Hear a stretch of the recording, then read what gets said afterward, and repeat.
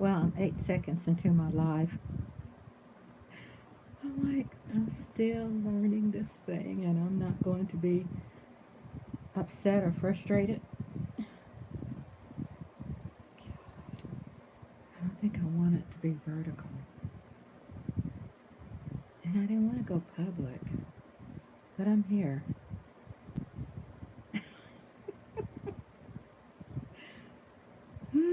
I tell you, being a YouTuber has been truly amazing. Just being able to chill and be at a point in my life where I can do what I want, basically. Not giving up my power to what's going on all around me. Hi, Lola, my love. Oh, Lola. Hey, beautiful. I'm so happy to see you. I just love the cherries with all of my heart. Yes, I do. I love them. It means so much to me. I want to tell you thank you so much. Hey, honey. Hey, hey, hey, hey. What you gotta say? Hollywood.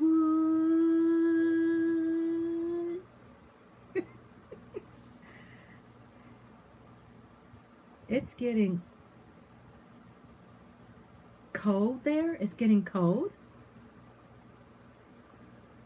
Yes. I've been looking at the your weather out there, and hey, baby, blue velvet. Oh, I love blue velvet. Cool. Thank y'all. Thank y'all. Yeah, I've been watching. Hello, everybody. I'm so glad to see you all. Hey, Lola said hey to Blue Velvet.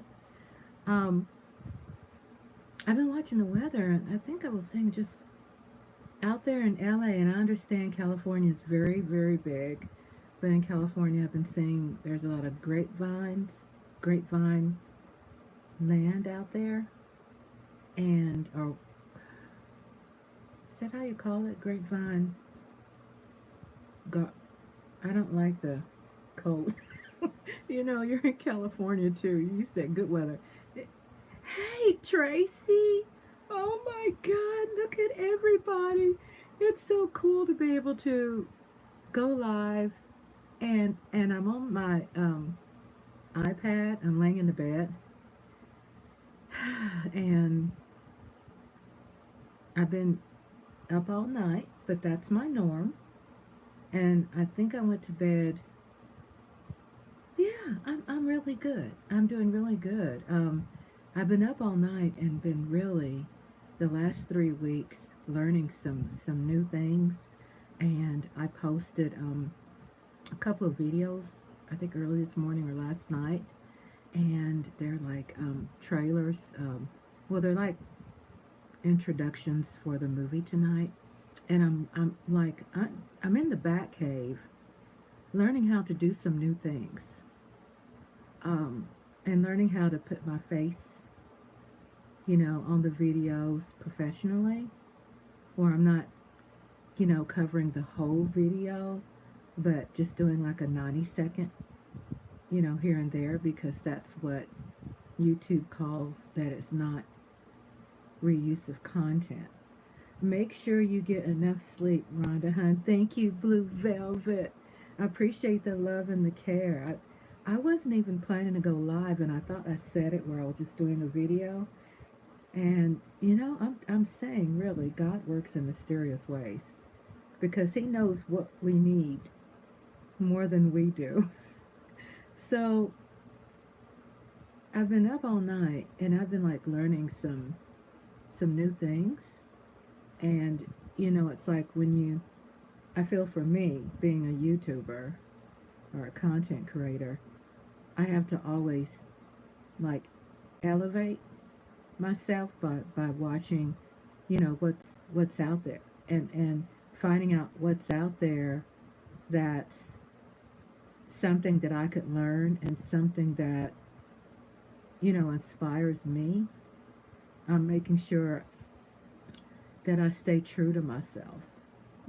That I'm not forced to do something that I'm not going to like and I'm just doing it. And I found some things where I could stay, still be excited. Had some white stuff Thursday, 32 degrees, but it went away. What? I mean, I heard that too. I was watching a couple other people's videos. I heard about the game, NFL game, and there was snow, and I was telling my husband, I said, wow, that's so nostalgic. Wow, look at the snow. Look at them playing football in the snow.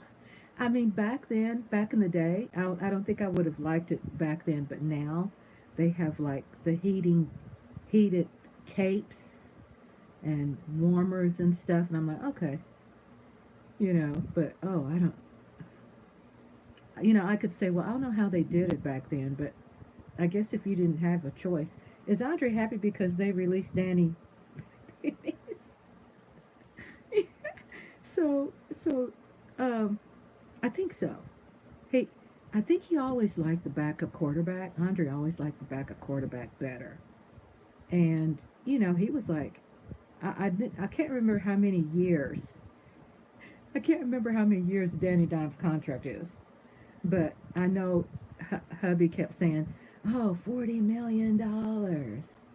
He's making $40 million. He's going to be fine. You know what I'm saying? So that's the first go-to Andre's about his money. Which I understand. School days, love snow now, ugh.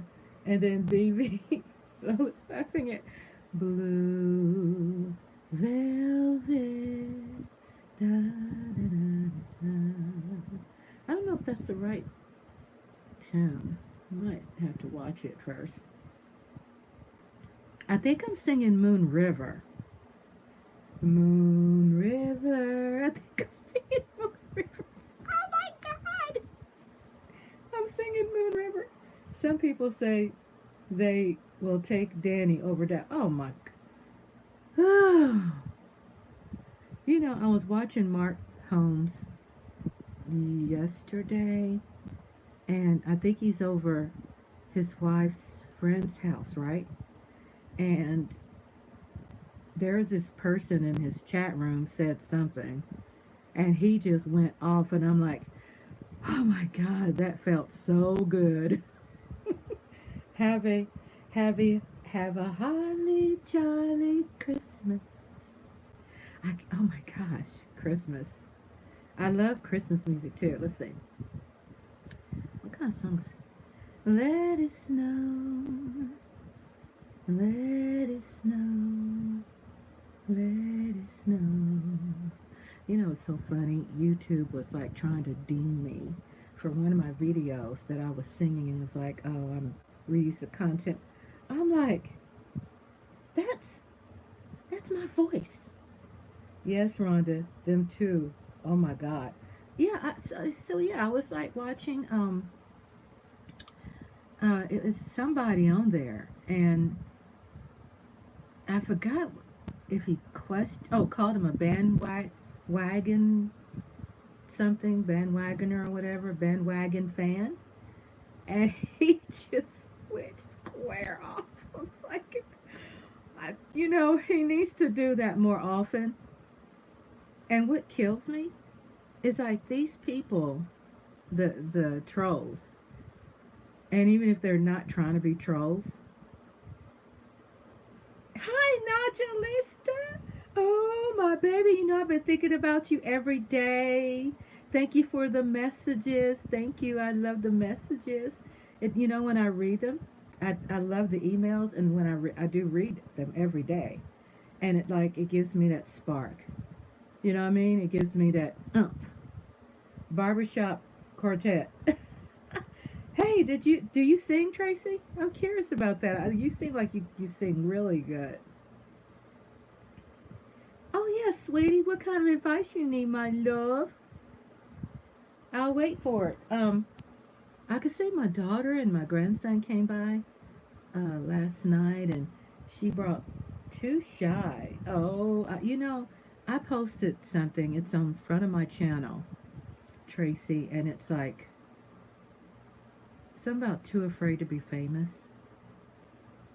And I didn't realize that I was afraid. And it could be the majority of people are, but I could say for me, I remember when I was a little girl in Kansas City, Missouri, and I had to go on stage, and I had the biggest stage fright. I was a little girl. Even every time the teacher, would call my name, you know how they did back in the day. I don't know if they still do it now, but called my name out to read something, and it just always gave me anxiety every single time. And I don't think I've ever gotten over that, basically. Even though I do work on it, I think it's just my norm. Because even when I go live today, um, I still have, I try not to let it, be a heavy weight on me. But I had posted something where too afraid to become famous, and having the channel for this long and just processing and thinking things and resting, it's really helped me, really figure things out. Like, I'm too afraid to be famous because I just don't, it's something I don't like. I don't like what comes with it. Even though it might look like I'm a free spirit, I'm really, I think I'm a forced extrovert. You know what I'm saying? Everybody that I've worked for, they've always want me to be out front, and I'm like, darn, why can't I just be in the back somewhere? And I always was out front every job I had. Everyone. Even when I was at the restaurant. When I worked at the restaurant. Oh, hi, my Donna. Oh, I think I'm losing my Donna. I'm so happy. I can't even hold my tablet. Oh, my God. My beautiful family is here. Oh, I'm so excited. Oh. Well, what a natural high. Hi to all. Hi, Tracy. Tracy's our family. And he says he's shy. I get it. I get it. I get it about being shy.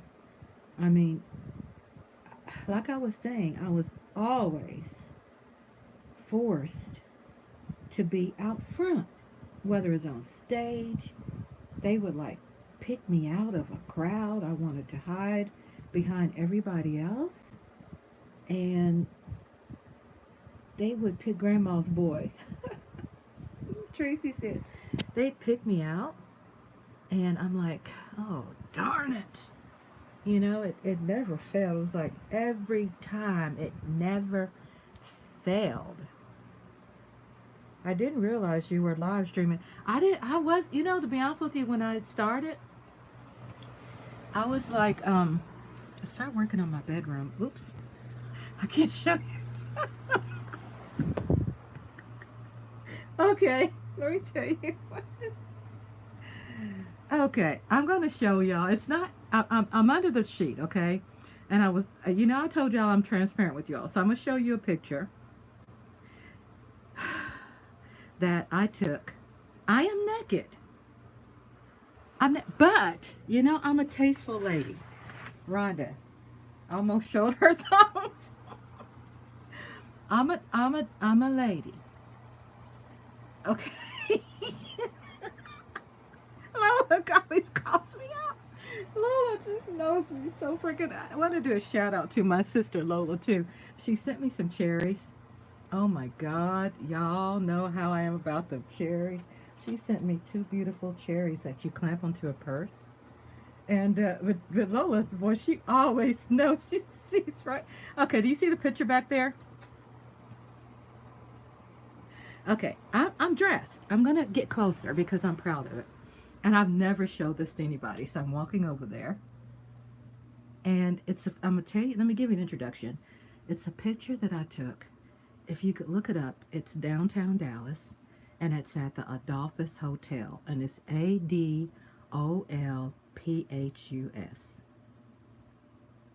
and it's one of the most very tasteful. Yes, very tasteful.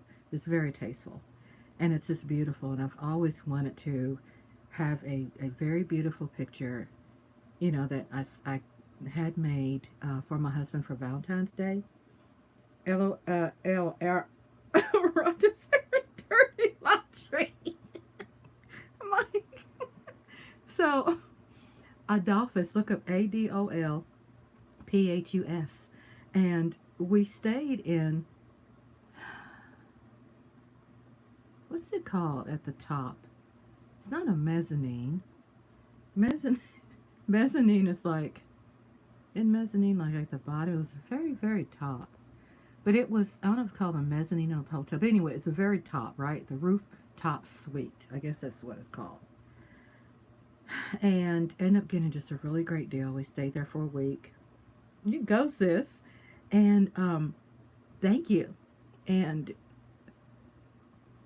when you look it up on the computer, oh my God, it's the finest of dining, downtown Dallas, Adolphus Hotel. And it was built by, the Budweiser family back in the day. And, people back in that time, I don't know, it was 1800s. And across the country, let's see the picture. Okay. So, yeah, I'm trying to break it down. They always competed. Rich people competed about who could make the most elaborate, who could build the most elaborate building. And so Adolphus was owned by one of the Budweiser family members, okay? And so they built that, and it's been around since dirt. So it's very extravagant. So anyway, I had this done. I'm under the sheets, okay? All right, here we go.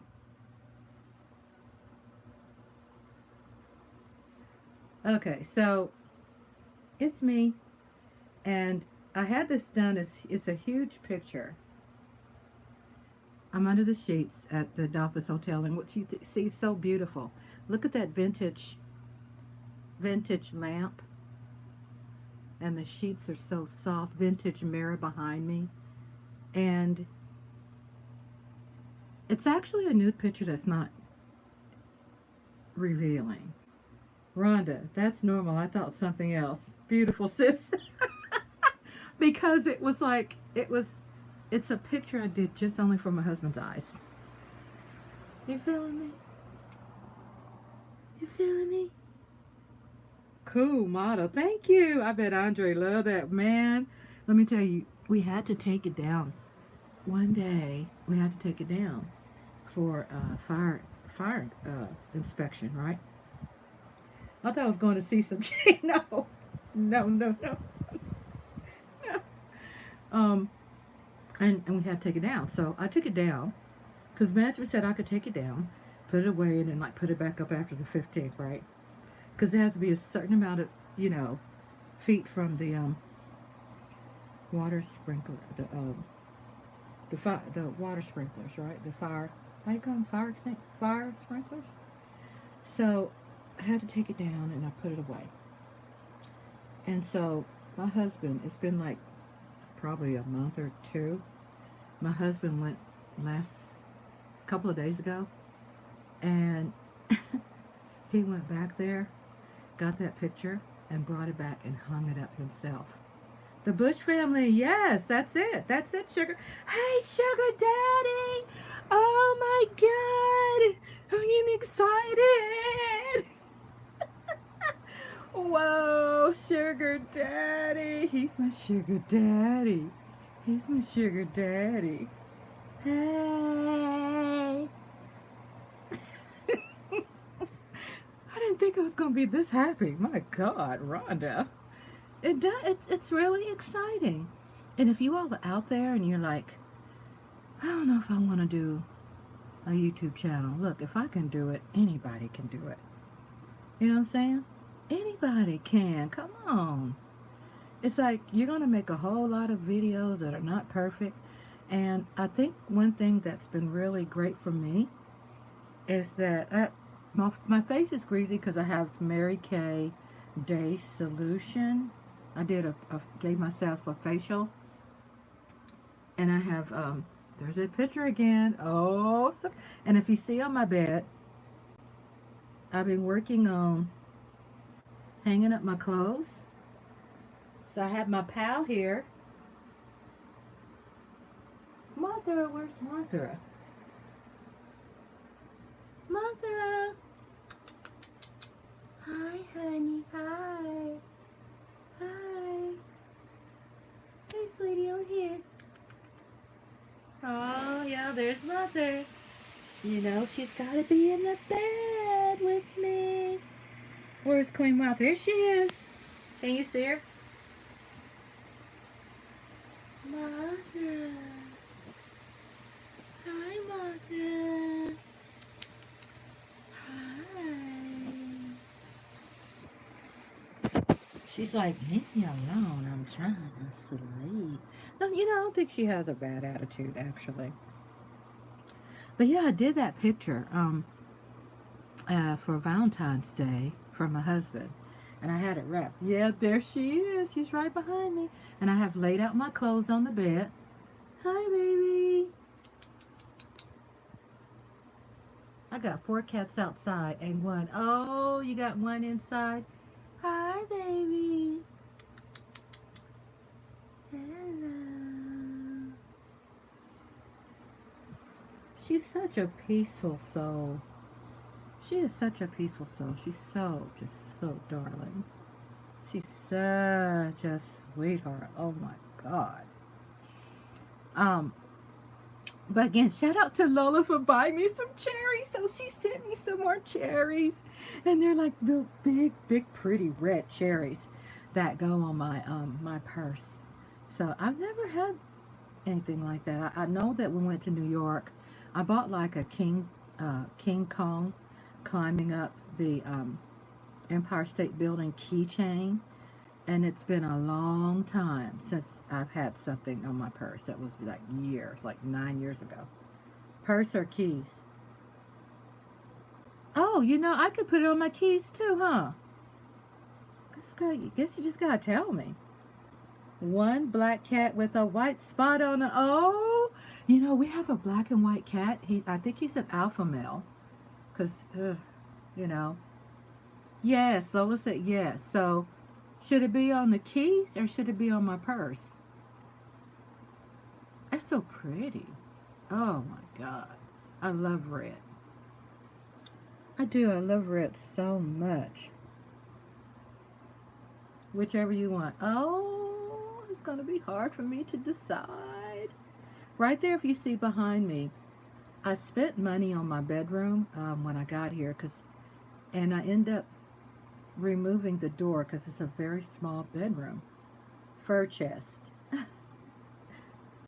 And I end up buying like some pipe. It looks like industrial pipe because that's the theme for my house. My apartment is like a industrial look with some around the way, you know, some African tunes that's not leopard print but just bright pretty colors and baskets and mixed with Bohemian and Native American and different things. So anyway, I just love, you know, if you could see my lamp, see the light right there at the head of the bed. I had those lights installed, industrial type lights, and yeah, I used to clap on, clap off. Why you wake me up? Huh? You woke up, Mike? Oh! Why are you sleeping with your cell phone? Huh? Why are you sleeping with your cell phone? Huh? Mike Aldana, Thank you for the emails too. I'll be shouting out Mike Aldana. Mike Aldana. Oh, Lola's laughing at Mike. Mike be hanging in there too in that cowboy chat room. You be hanging in there, boy. You be sitting out some like powerful messages. Seriously, I like them. I wonder why my thing feels so like I have it on wrong. I think it's wrong. Yeah, I look like I like about to do like a Polish kick or something. Yeah, like a Polish dance. Just set it up so I can fix my hair. Oops. Fix my scarf actually. I think it goes like this. It just came in. I just ordered it. Andre's doing fine. He I think that's what it's supposed to be. My other black scarf came off. I did like a shea treatment on my hair. He's doing fine. As a matter of fact, he's like doing great. He went and just came back and he fixed some more because he knows I love catfish, right? So he went. He said, "There's no catfish market out here." I said, "Well, Kroger's have catfish." Hey, Curtis Bergdorf. Hello, Curtis. Hello, Curtis. Shout out, shout out, shout out. And he fixed, oh my God, some yummy catfish, right? Yesterday, fried catfish. And Fridays, that's like our go-to food. And then, so you remember last time, like a week and a half ago, he bought like 2 giant whole catfish and was like, "Man, I could eat 4 of them. How you gonna walk up in here and do like 1 whole catfish for you and 1 whole catfish for me? What's wrong with you?" How is everybody doing this evening? Doing laundry? They got to go work overnight tonight. You gotta go work overnight? Well, good. You be strong. Get you some rest. Looking forward to that. I know sometimes it's hard, but yeah, I'm so glad, that you're working and you're out there and you're having experiences, that you'll be surprised when you run into something, it just gives you a spark of, inspiration, just life can do that. And I think a lot of times when we have the journey, sometimes we don't need to make sense of it. Just trust the journey. If it takes you somewhere, because sometimes really where we're meant to go, we're probably really not that smart, to pick and choose where's Daydream? Hey, Daydream! Oh, that's my baby Daydream. She's in the room. Welcome back, everybody. And then Sugar Daddy says, "There's a prequel to our awesome game." Oh my God, I need to make time to watch it. Oh my God. I just have to indulge. I try to give myself like Saturdays and Sundays just chill. So tonight will be a really good night for me just to really indulge. Because I love really indulging in Sugar Daddy's videos. Y'all need to subscribe and check him out. And he's not asking me to do that. I just love doing it. Because I know the medicinal things that I get from watching his games. And my favorite game, I mean, I like all his games because they take you on just a wonderment of a ride, right? But my favorite is Red Dead Redemption, and then he has, I think, a new type of Red Dead Redemption on there that, it's this country just takes you through like an ASMR of travels. It's just beautiful to see. It's beautiful, and it's very realistic. And then Mike says, "No, I was referring to Mothra when you put her on the string." Oh, what'd you say about Mothra? Let me scroll down. Cute. Curtis. Okay, let's see. I'm trying to scroll on this iPad. I'm looking like, why you wake me up? Oh, he was saying, why? You say that's what she was saying. Everybody sharing the love in the chat room. Thank you, Sugar Dad, for telling me there's a prequel. And then Curtis said, hope everybody's having a good afternoon.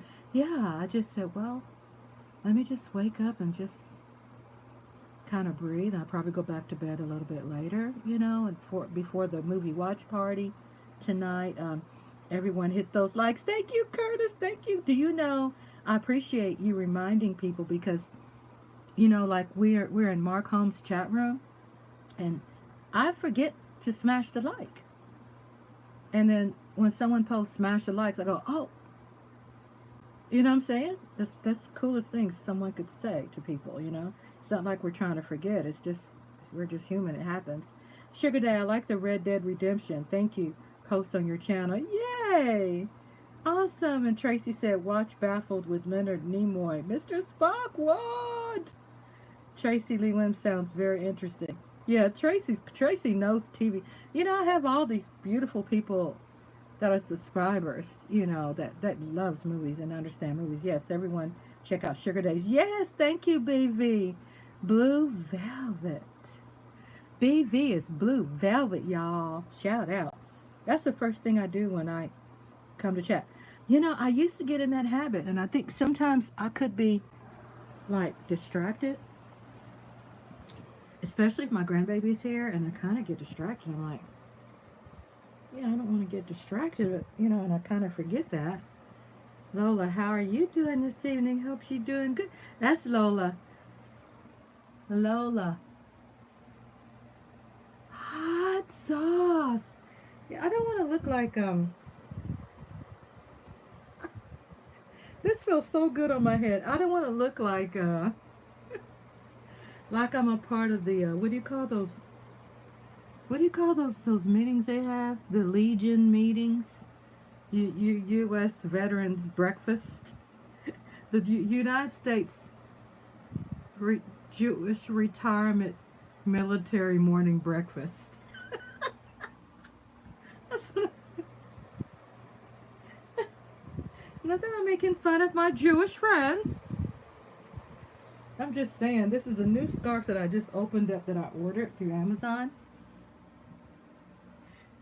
I say the Jewish breakfast. The reason why I mention it, because I used to have a client who's Jewish, and he had Alzheimer's. He passed away. I used to be his caregiver. And as a matter of fact, they adopted me like, you know, as family. Boy, did I not truly enjoy the culture, you know, understanding the culture. Let's see, who's going to win new coach of the Cowboys next year? Oh, Lord. And then Lola says, this is the first thing. I'm saying, oh, Lord, because I'm like, I know, right? I mean, they're saying that because his contract, you know, ends, what, a couple of months, so. And also the other offense coach's contract ends, so. I won't be surprised, to be honest with you, I will not be surprised if he keeps Mike. You know, y'all know how Jerry Jones is, right? He does things off the cuff. He does things off the cuff. I could see him keeping Mike McCarthy. Hey, be ready. Be ready for that ride, because that's how he is, Lola. He does things against the grid, you know? And then, and you know me, I'm always coming up with comments that no other cowboy content creator comes up with.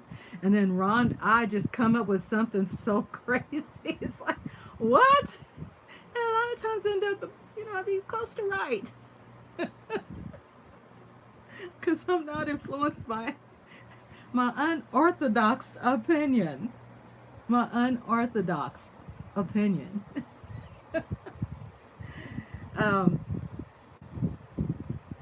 Curtis, I'm good. Watching Colorado. Okay, hold up. Let's see. Lola, Cowboys, how are you doing? Lola says, Curtis, I'm good watching the Colorado game. Oh, really? I love the bricks purchase. Oh, my God. Thank you. We do, too. Thank you for watching the video. You know, my daughter saw it for the first time. She came over I brought us some ice cream sampling. So she always brings things over to our house for like a taste test when she finds a new restaurant here. And she brought like a sundae, banana pudding, and some kind of pickle. Chavoy pickle? I don't know if I'm pronouncing it right. I'm like, what the heck is a chavoy? Is it chavoy? What's a chavoy pickle? And it's a pickle that has some all kinds of crazy chamoy. That's it. That's it. Chamoy. Hi. So she, my family and I, we're big on testing. My daughters, we love taste testing. So she bought like 3 items, and we all get a spoon. And my grandson tasted, yeah, spicy pickle. My grandson tasted his first ice cream yesterday. He'll be 7 next month, and he tasted for the first time in his life ice cream, because he's graduated to a place where his body has, I guess, grown into getting rid of a lot of things he was allergic to, and it's developed. So it was so funny because when he tasted the texture of banana, he didn't like it, but he seemed to like the ice cream. Let me catch him on the chat. Let's see, scrolling down. Chavoy, chamoy pickle, spicy pickle. Curtis says, Lola, that sounds interesting. It is, and it's a pretty looking pickle. We all did sampling out of these. She brings like taste testing sampling when there's a new restaurant here, and we all have a spoon, and we get a knife, and we cut small pieces and go, We did like a cake testing last week. She found this bakery, and she brought in like 4 different sliced squares of cake, and she's like, which one, Mama, y'all like better? It was like pretty cool, the taste testing.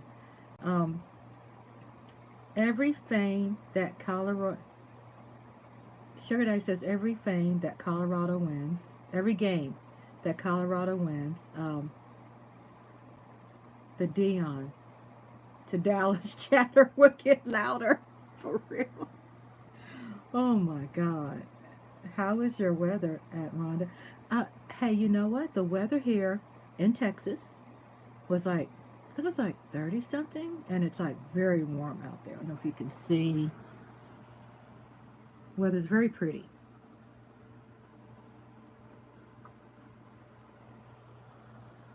How pretty it is out there.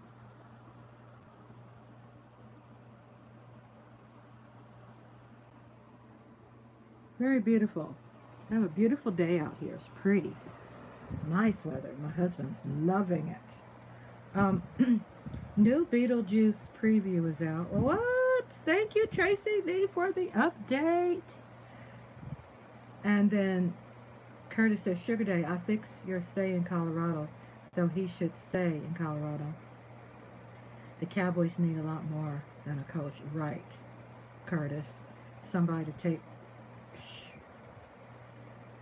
Jerry's not going to change, And how is the preview look, Tracy Lee? And then Curtis has both Delia and Wednesday in it. Oh! I'm so behind in watching TV.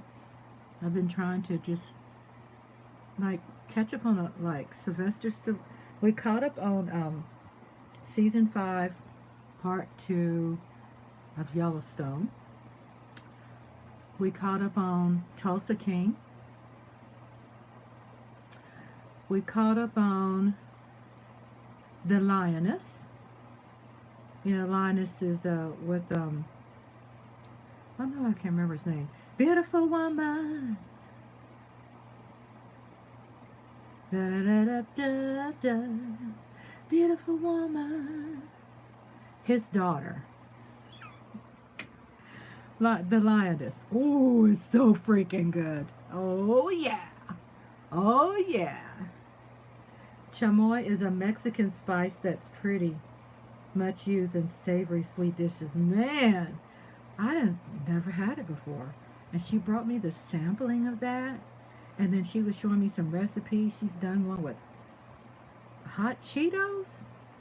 Michael Donna, wow, that's very interesting. For real. It's if you Google it and look at it and Mick Jagger. No, not Mick Jagger. His mother used to play on with the Jeffersons. You know, the black lady on there that used to always dance with George Jefferson. Is it George Jefferson? Is that his name? It's Michael Keaton is going to be out like a cameo for him, Beetlejuice. And then Lois's chamoy normally goes on fruit. Oh, yeah? It was really good. Beautiful woman. Da, da, da, da. Lenny Kravitz. Oh my God, that was so hard to remember.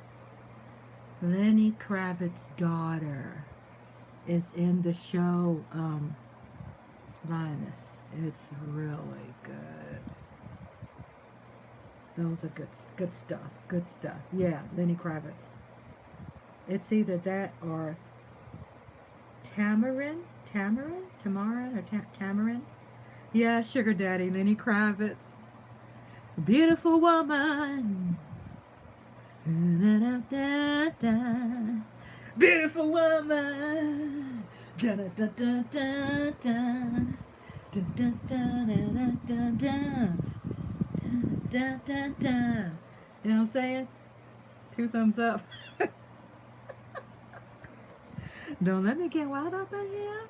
Y'all know. Y'all know. I'm a 60s baby. I know we're talking about Cowboys and the Dion talking. Okay, this is my gut feeling about Dion. Okay, y'all. I'm just gonna put it out there. I'm just gonna put it out there, okay? It's gonna be probably unorthodox. I don't think Dion's gonna do that. Number one, Dion don't like that environment. I don't think. He's too he's too presidential. You know what I'm saying? When I say presidential, it means he's too independent. He don't like reporting nobody. I think everything he's doing, it's because he's inspired by his sons, right?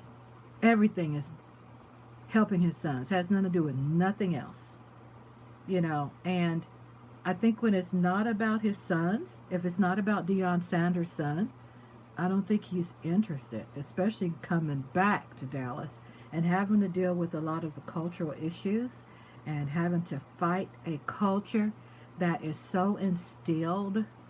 You know, I mean, does he really want to help Cowboys when upper management is not going to listen? They're not.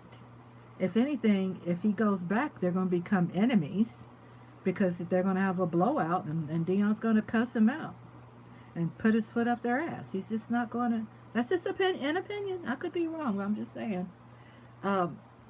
Kurt says, how do you and your husband become Cowboys and versus Giants fans? Who wins in that house? Right. So he's a Giants fan. Yeah, right. And I didn't know that when we were dating.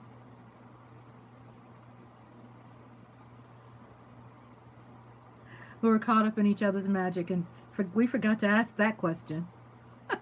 No, that wasn't really important. But we do work it out. As a matter of fact, what's crazy about it is that with us on opposing teams, it makes our marriage spicier. You know what I'm saying? I mean, it's pretty cool.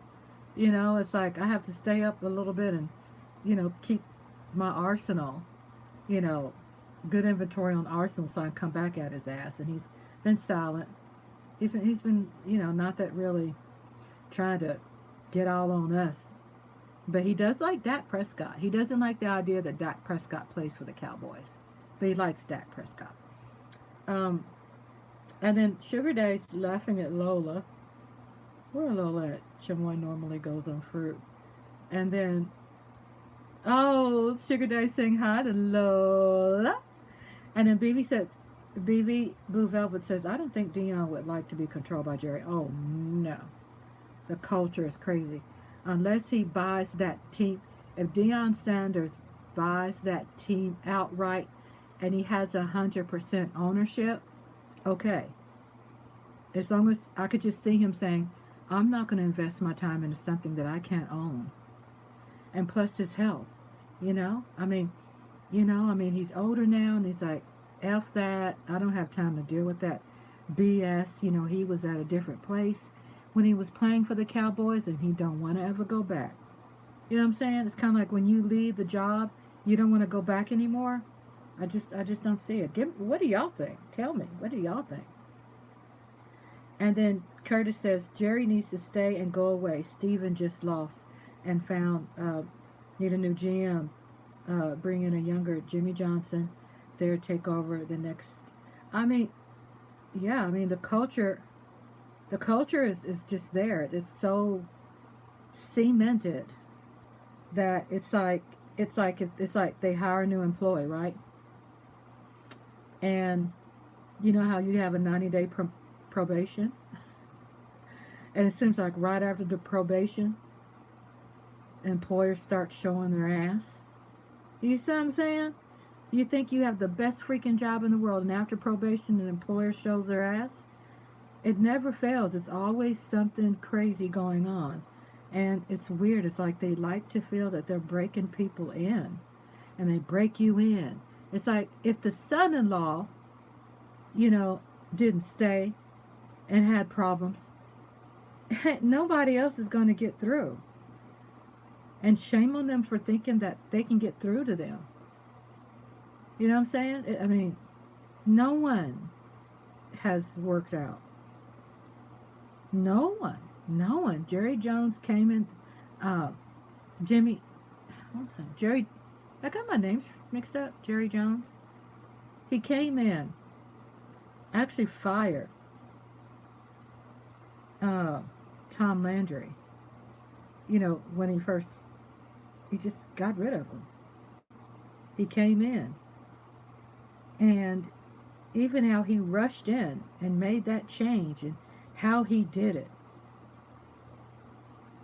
I don't know the detailed story behind it because I never watched the bio behind that. But he just came in and just did some crazy stuff because he was young and full of pause. Michael Downer said, okay, Michael Downer. What did Michael Downer write? I'm scrolling. Michael Downer. Primetime's ego is bigger than Jerry, so we'll just leave it at that. Right?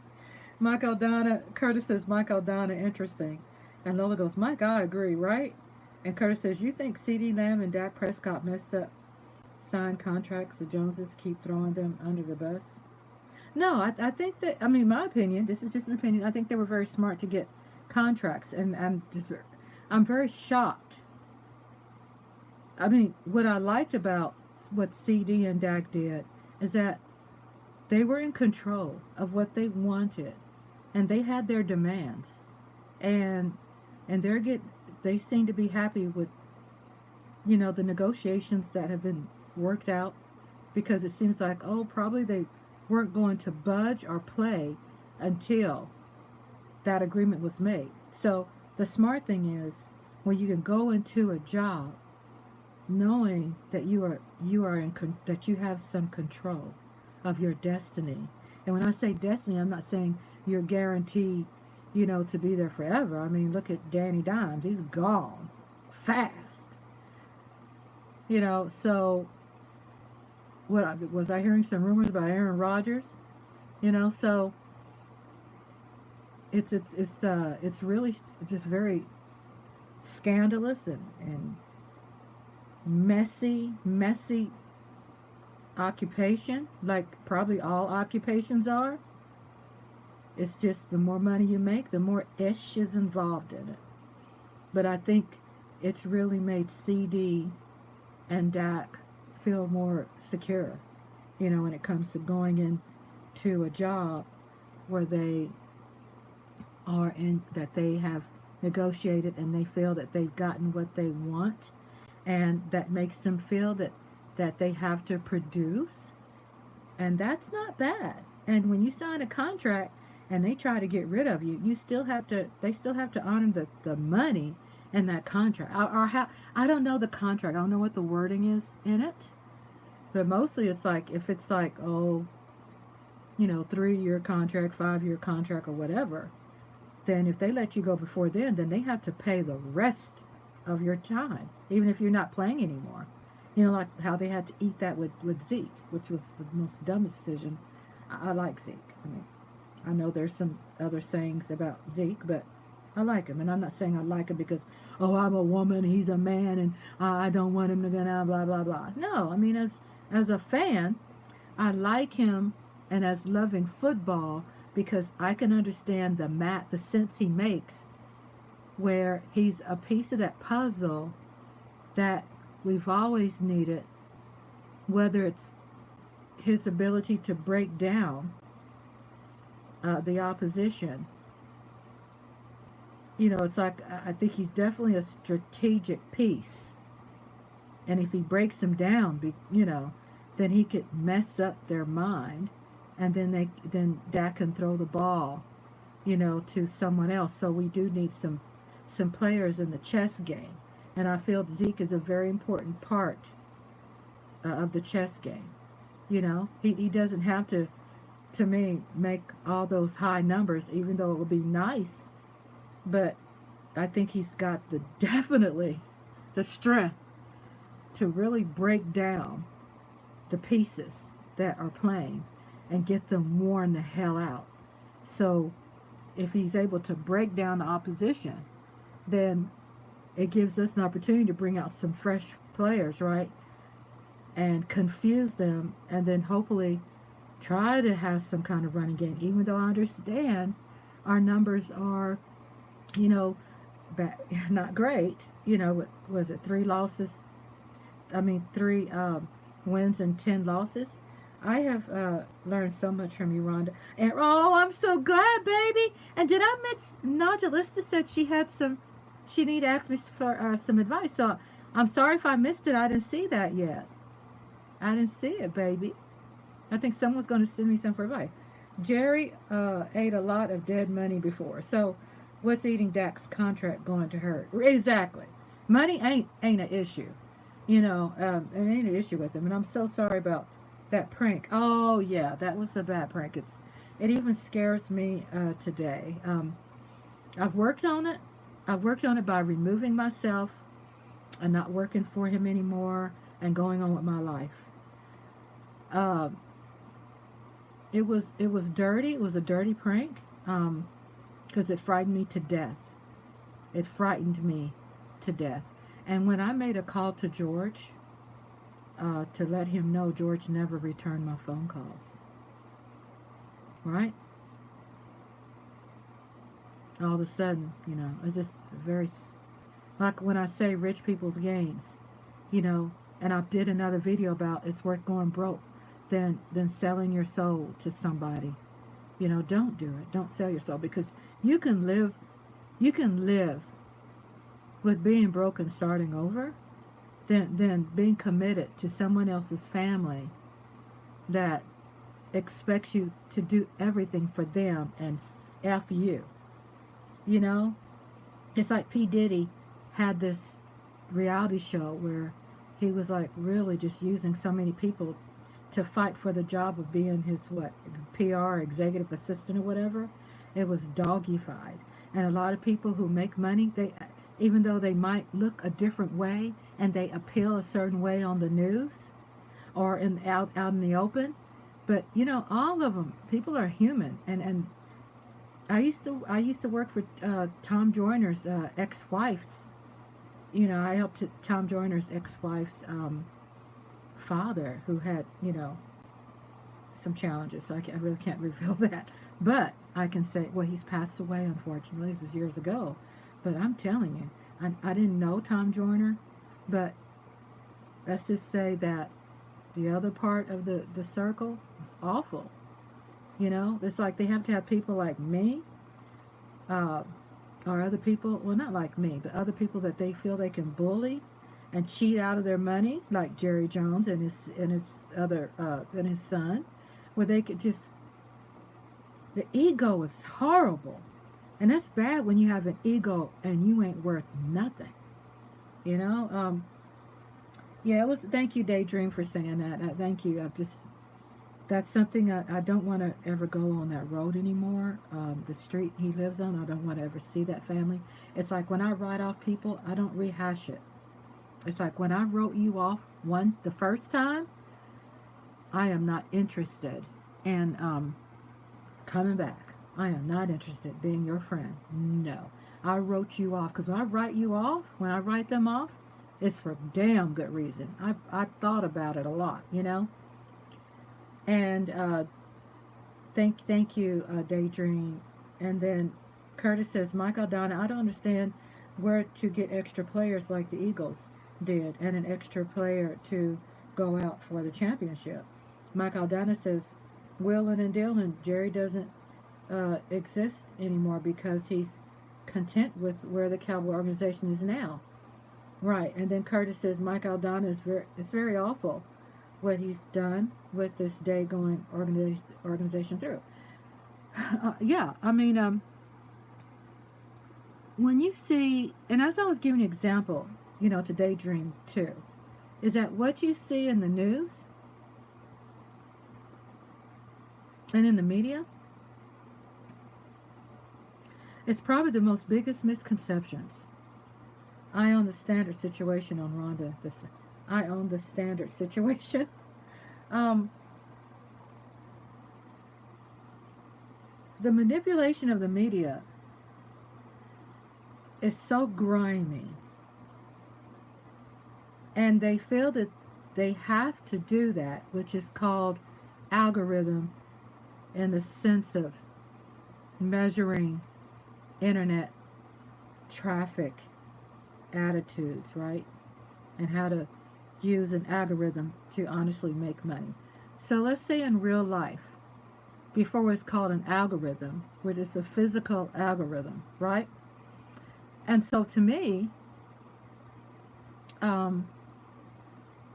with the physical algorithm of the media, I'm not saying all media, I think YouTube media to me is probably more honest than any other media that's out there. Because it's people that are not getting paid and they're not tied into a contract and they're free to speak their mind so far. You know, we don't know what they're going to do, you know, next 4 years or whatever, the future of the freedom of expression. I know it's going to change. But I've seen rich people in action. And it's so funny that all my jobs, I worked for powerful people. And I'm not saying that to compliment them. It's not anything that I was impressed with. You know, it's like they really have to lean on people like you and me to be their moral compass. Because they're not smart like people think they are, I swear. And the majority of the things that they say and do, unless it's the cocky, let's say they're cocky like Jerry Jones and they're cocky and they take the momentum and they steal it and they run with it when they think the momentum is in their favor. But in order to get to the top where the momentum is,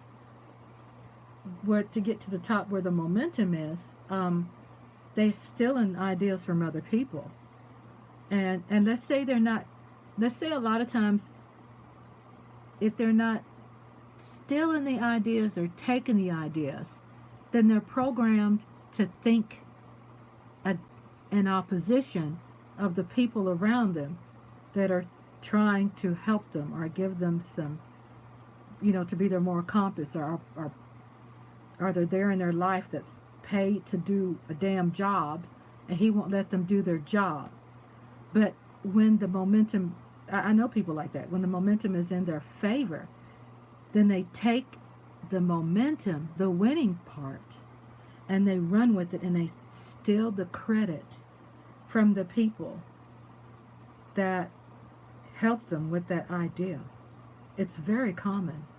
So falling into the trap of the messiness, and I think what we have to do is just don't trust them. We have to take our power back and don't trust them. And if they say something, oh well, don't get excited, and just support the players, because they're probably being played like the fans, right? They're being played like the fans.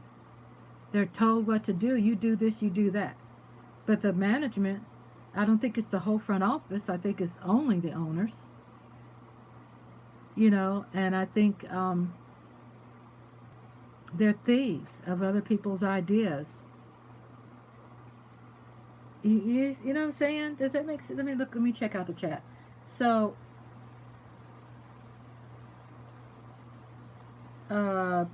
Curtis says, Mike Aldana, it's very awful what he's done, today with the organization, And I on the standard situation. Okay, I saw that. Okay.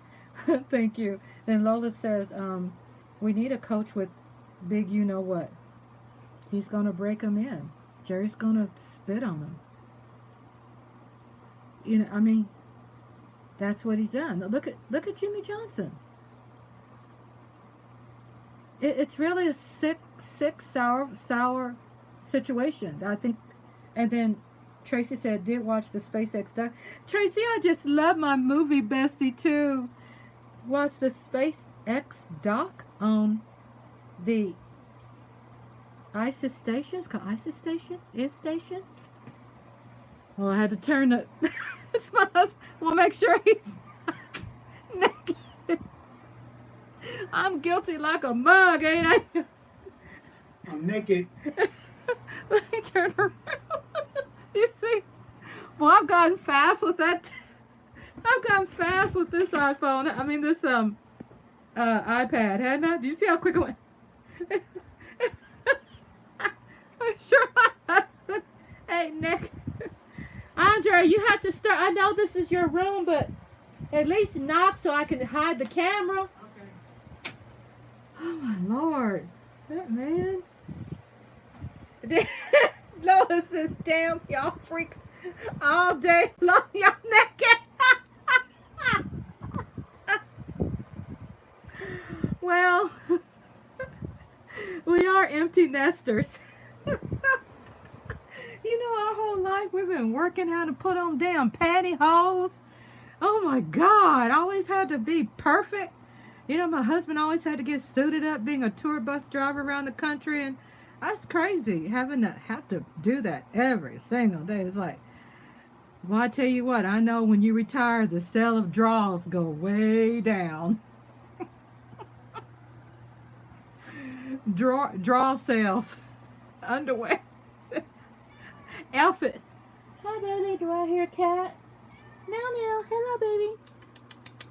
Nippy runs in here. No dang well she's not supposed to be up in here. Hi. Andre, Nippy's in here. I know I'm country. I'll be talking and yelling at my husband because he's in the other room. Hi, sweetie. Did Nippy come out? She's crying. Okay. Woo.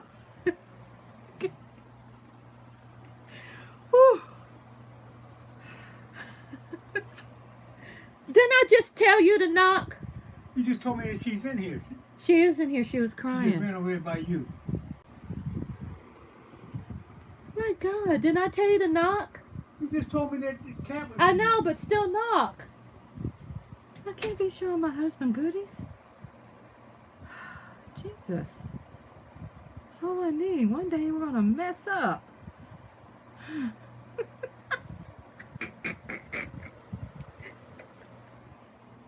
Yeah. Lola says, damn, y'all freaks. We empty nesters. When you're a parent, you have kids running all around the house all damn day. You're like, damn.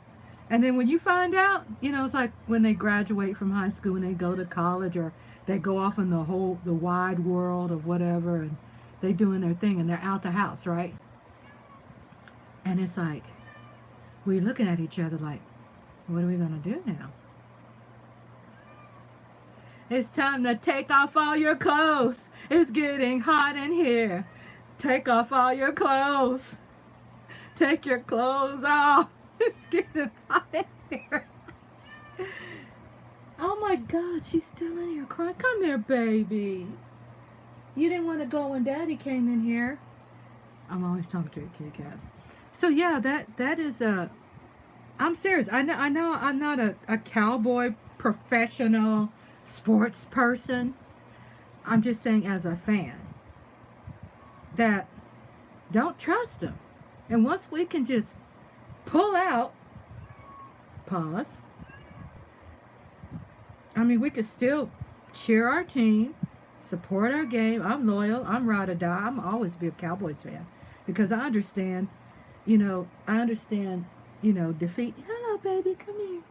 Hi, honey. You want Daddy? Come here. Oh, she's greeting Mama. She's greeting Mama. There she go. In order to keep our sanity, we just have to. Enjoy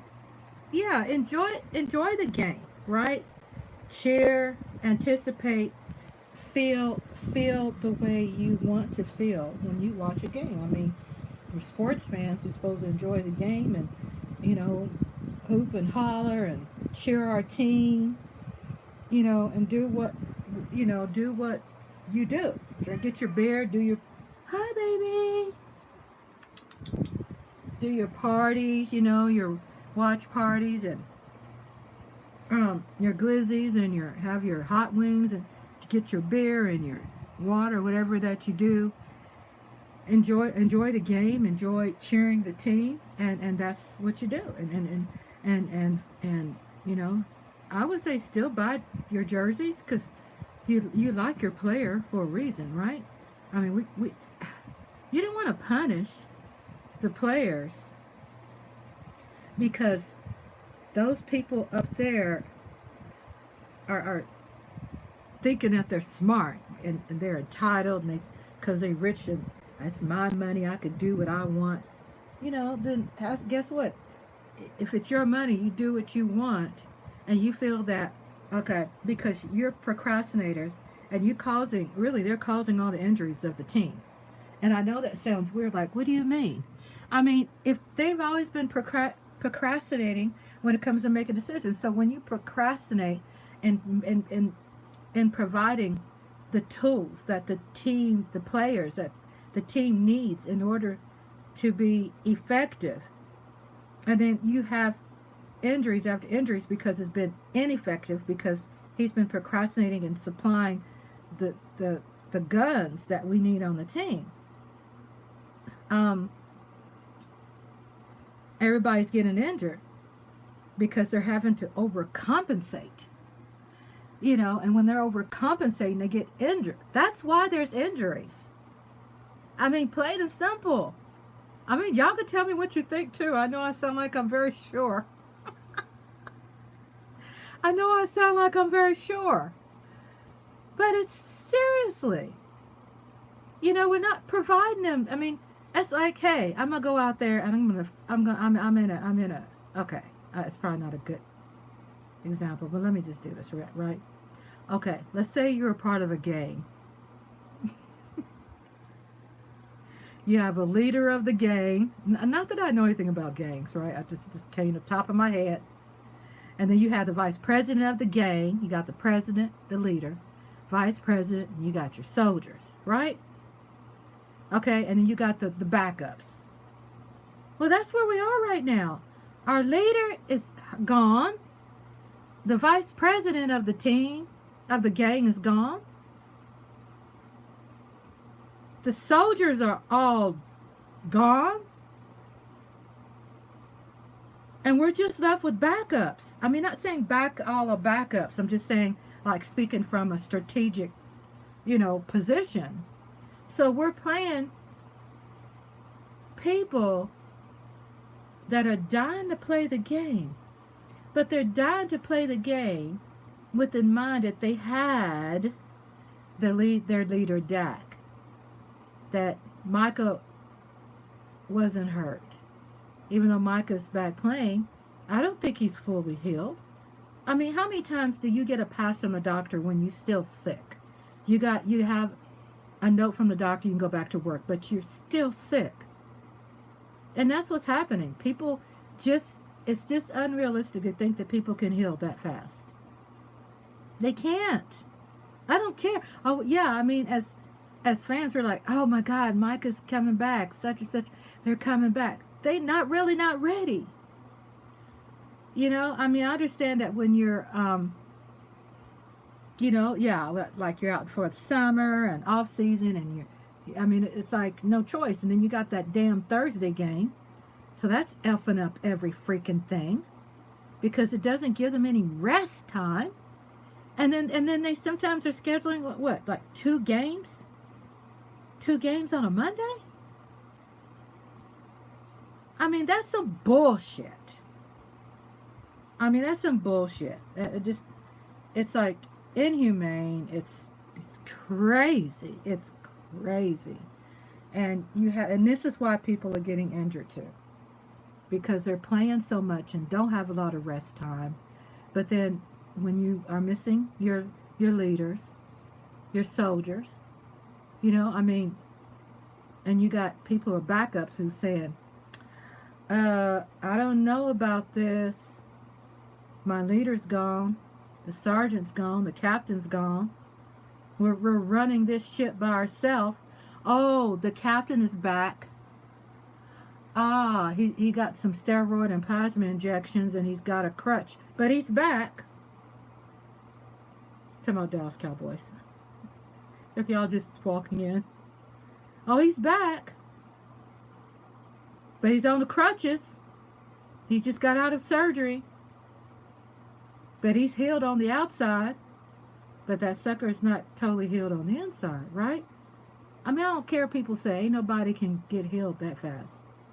I mean, look at people who retire from football.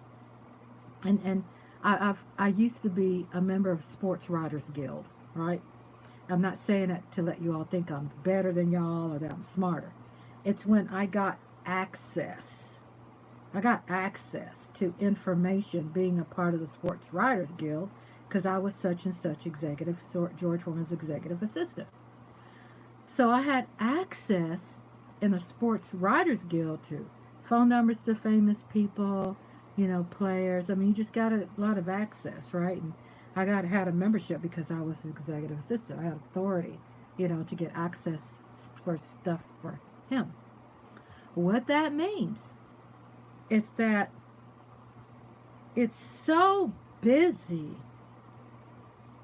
in that field of sports, and it's so fast-paced, and it's so mechanical, and you have all these stupid rules that are put out there, the NFL guidelines, when it comes to dealing with human players who are human beings. Like there's a limit to this and a limit to that and this and that and this and that. And then, oh, he can only come out, you know. And it's just so short-sighted that when people are excused from the doctor to go back out and play, they're not mentally ready. They're not mentally ready. So their headspace is out. And okay, Micah, what do I think about Micah in the podcast? I just think, like, for today, in today's times, it's a way this man with high testosterone levels need an outlet, or he's gonna freaking go crazy. Yeah, Have you ever fried catfish naked God before? damn it, Andre, you can't be walking in here like that. Have you ever fried catfish naked before? He asked me, have I ever fried catfish naked before? No, you don't do that. Being married can be so challenging.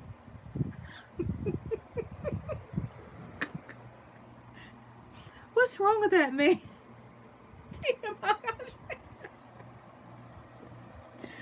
No, you don't fry anything, especially bacon because bacon pops. But anyway, it gets on my damn nerves sometimes. He nosy because he hear me in here talking. He nosy. He wanted to be all in my business. Oh, hi, baby. Hi. I know you want to get out. Well, you should have. Andre, come get Nippy. Sorry, I don't mean to yell in y'all's ears. Andre, come get Nippy. I know. There she is. Where's she going? Hi, Nippy. Go get Nippy, baby. She's getting on my nerve because she wants to be with you. All right. Here, come on here. No, come around. Don't grab her like that. Just push her over here. No, come around. Don't be picking her up like she's a rag doll. Nippy, I'm tired of your ass. Come on. Don't talk to her like that. Come on. Andre, pick her up gently. Get your ass in. Give her some love. Martha wants to come too. Okay. Oh my God, life is so hard in this household. Oh my goodness, it's so challenging sometimes. Oh. Laying down. Yeah, so I'm testing this new thing I bought for my head, and it keeps slipping off my head, but it feels so nice and warm. It feels great. I like the colors. Keep my hair wrapped. Anyway, yeah, so about the Dallas Cowboys before Nippy was, disturbing. Raise my bed up. I have this remote to my bed. Let me sit up. I feel like my breasts are like choking me when I'm laying too flat. Oh my God, I can't talk. I didn't see Nodulista write me anything. Nodulista said she had some advice, but if I missed it, I'm sorry. I just didn't see it because I'm on a tablet, I'm not on my desktop. That's what I feel about what's going on with Cowboys. I mean, like I said, I know it's like, oh my God, we don't want to change tradition, but I think for a fan to survive, there's some things about us that I think there's some things about us we really have to take from the old school, and people probably don't want to listen to, the fans from back in the day, and those fans, they were just very loyal to their team. Yeah, they cared about wins and losses and decisions and somebody retiring or getting fired or getting arrested and all that. I mean, that comes with the game, right? It comes with the game. But as far as what we having to do as fans, that we just have to,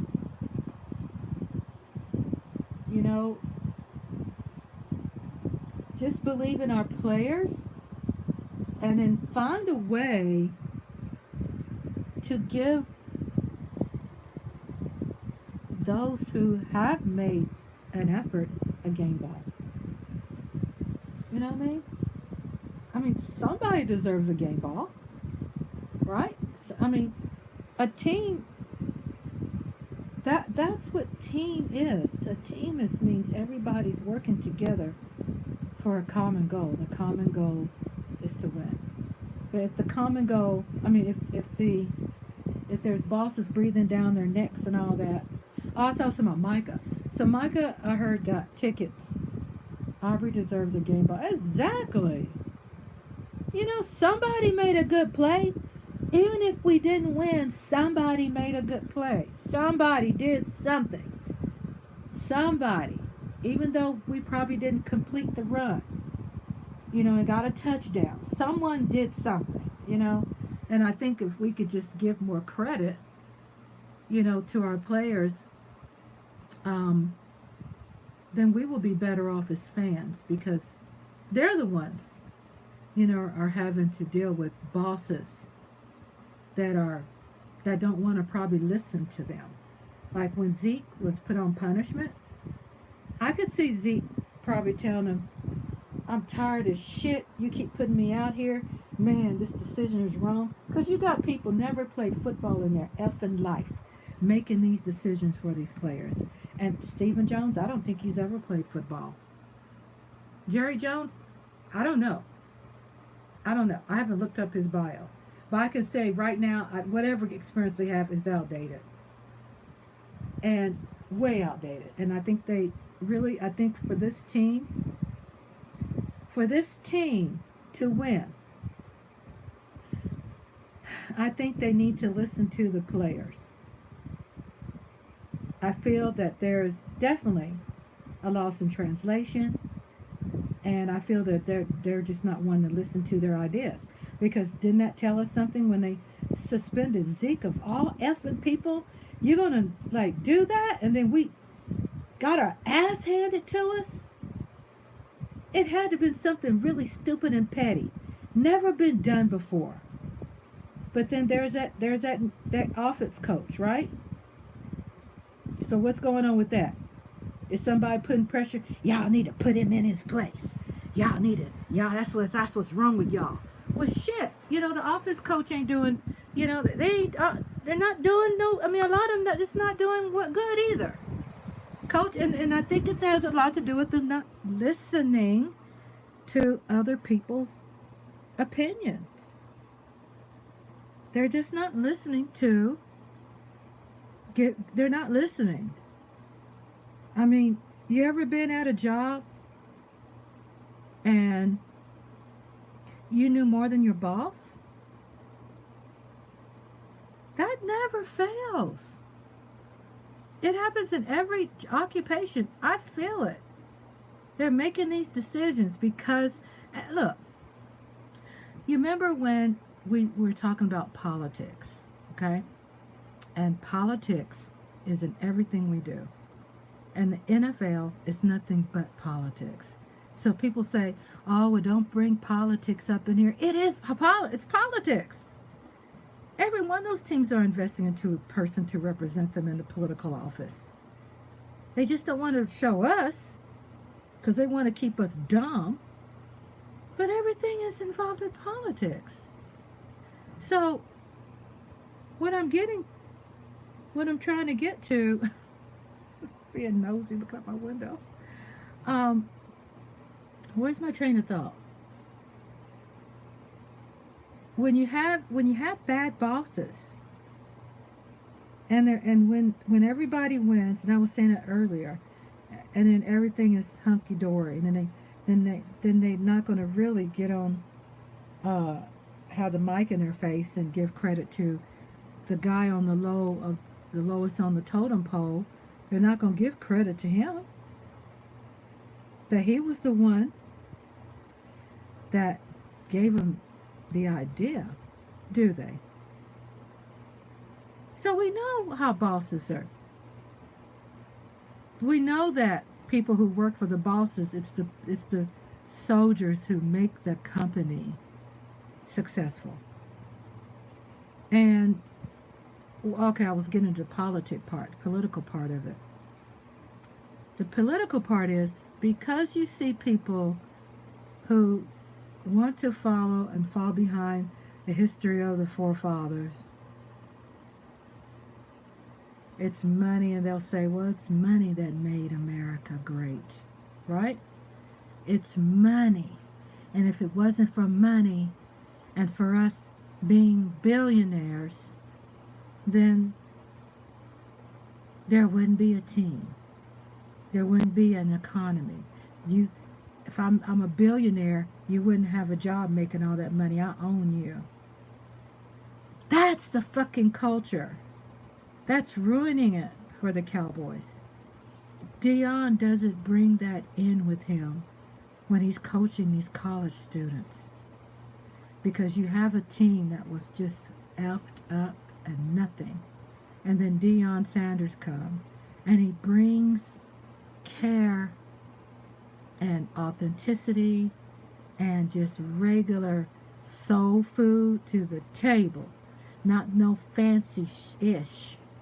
And when he comes in with his coaching, he's genuine, and the people will ride or die with him, right? His players. They listen to him because they respect him because he's genuine. And that's what we don't have for the Cowboys.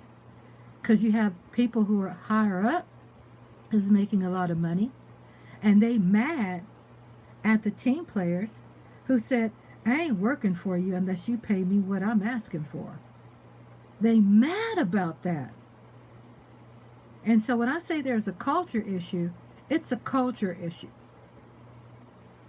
Because you got the owners they have their clubs, their cigar clubs, and they're without the players, and they're having different conversations with the players not being around. We know that, right?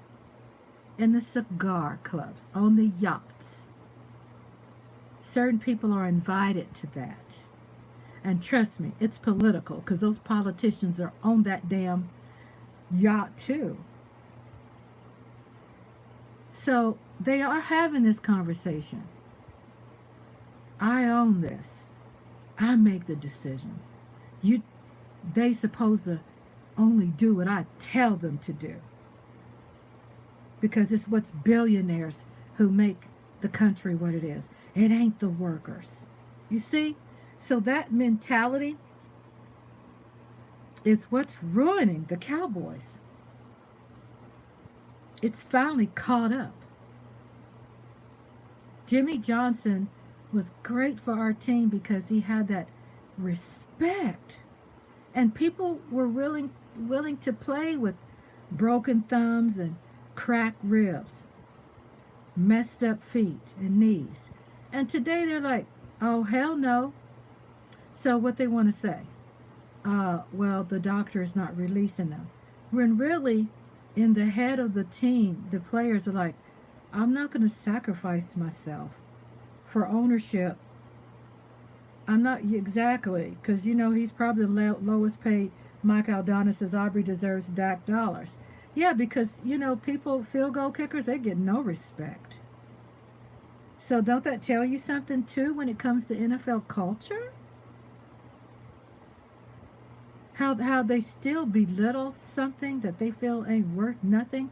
The game has changed. And Jerry and all of them are still caught up in a culture that doesn't work today. And if you, like I said, the players back in the day, they played with grit because they had faith in their coach, and they had faith, well, I say their coach and their teammates. So everybody played with grit. You know what I'm saying? They play with grit. So it's like, I'm getting distracted what's going on outside. So it's like, I'm not going to play with grit for this team because someone might have said something that was bullshit. And if they breaking down pieces like Zeke, and they played with Zeke and used him as an example, doesn't that sound like the same bullshit that slave owners did with free enslaved people? That same mentality is just used in a different capacity. But it's the same mentality. Well, I'm your boss. You do what I tell you to do. I'm the one making the money. Yes, Amasa. And that applies to all of them. Because all of them are enslaved. White, black, Hispanic, whatever the culture is, they all. Because the trajectory of the political system in sports has changed. Like with everything else, it's not the same. No matter how much people want to believe it's the same, it's not. And it will never be the same. Because you have people who, again, demand to get paid because they know they're going to get screwed.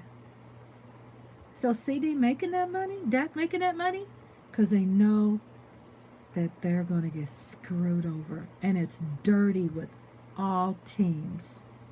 I mean, I don't know the background of other teams, but let's say they all work under the NFL culture, right?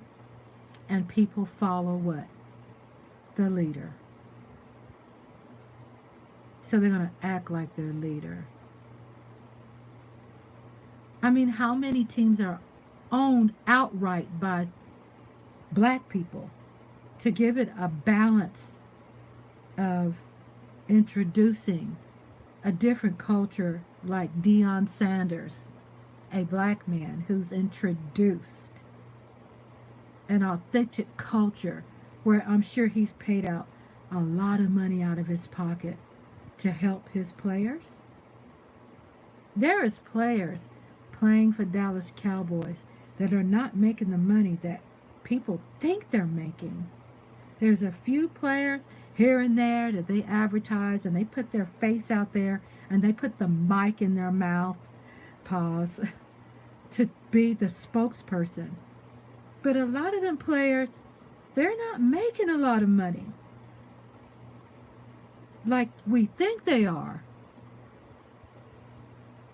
A lot of players still have also their weaker contracts, the ones low on the totem pole, where they're not getting that therapy and insurances and perks that the other higher paid players are getting. They're not. So they're being distracted by perks. A lot of them probably still living with their mother in the basement, which is fine. I mean, but the point is, it's embarrassing because the perks is making them feel like they're wealthy. But when they go home, they have nothing. Right? A lot of the players not getting paid that money. They don't have anything until they can hustle to get to that big money, right? Because based upon stats and their plays, and maybe they'll get some perks when they get on the plane. It's a perk. When they get a helmet, a brand new shiny helmet, and some shoes, they don't own it. It's uniform. NFL owns it. They get food. NFL owns it. They don't own it, so it's misleading. It's just like musicians and their contracts. Everybody in the field of having billionaires for a boss, it's how they run it and how they honestly feel that the worker bees ain't worth the crap that's on the bottom of their shoe. They ain't worth crap. And that is the culture that needs to change, but won't. There was one point where I saw it changing, where, and you're going, well, what is the culture, Rhonda, that you're speaking about? Being, number one, listening to your players. Don't disrespect your players. Treat them also with respect and believe in them. Because if Zeke was put on punishment, I would say he was put on punishment to be an example. Doesn't that hurt the morale of the other players if they see this happen to Zeke? There's a morale problem, and we see it in the emotions of our players. I mean, Micah is supposed to be the moral authority, the reasoning for his teammates. And if you see them coming to Micah, doesn't that tell you something is extremely broken? It's extremely broken because Micah feels he has to take that position of providing them a mic so they can have a place to air and speak, so they can have an outlet, because camp feels too, it smothers them to death. And if they're feeling that camp feels like they're being smothered, there's a culture issue that's not letting them feel a little bit more freer. Hey, Daydream, welcome back, welcome back. You see, I can go on and talk about it because I get it. How you fix issue, like I said before. You know, let them feel like they are a part of the answer. Because obviously someone shut them down. You stay in your place. So Michael Don says, ever wonder why Steelers organization kept Mike Tomlin for so long, right? Ownership doesn't interfere in football personnel decisions. Right. I'm really shocked that Mike has been hanging in that long. Because I saw a few times Mike Tomlin was like, oh, they playing some political bullshit with him now. He's going to be a goner. And he hung in there. Somehow I'm like, oh, he's back. And next year, oh, he's back. Well, because he's winning, right? And it's all about winning. But that's where you have a different culture of people who are not the players of the past. So they haven't upgraded their way of how you talk to people. And you got people go, well, they're too soft. I mean, if they're acting soft, don't you know the leaders are beating them down to be that way? To act like the way they're acting? I can see Jerry going, having meetings. Well, if anybody gets arrested, you're getting fired. If we have any more controversy, you ain't going to be a part of the star. Well, they're not taking a lot of the talk too well. You know why? The leader ain't a fucking leader. And they don't respect Jerry because his ass out there was porking girls all over the place left and right. You think they're going to respect him and have to listen to him when they're saying, well, hell, your ass has been in the news and I saw your ass standing at a KKK crowd, basically. Yeah, I want to work for the star. I know I signed up for the job. But just because I signed, this is what they're saying, just because I signed up for the job, it doesn't mean that you're supposed to mistreat me. Just because all my life I wanted to be a cowboy, it doesn't mean that you're supposed to treat me like shit. And there is called diversity and inclusion. And these men, white or black or brown, are not feeling included. So Micah is using his mic as an outlet because it's a scream. It's most of my life I've been a poet, and I've been a person who was advocate for the arts, and I helped a lot of people, young poets and artists, and I inspired them, a lot of them. I say that with great humility and humbleness. Mocha's sister, if you've seen her, she's a part of that poetic poetry circle. What that means is that when people have the power of the mic, it's a strong sense of freedom. Whether people want to try to understand it and relate to it or not. And I'm just breaking it down.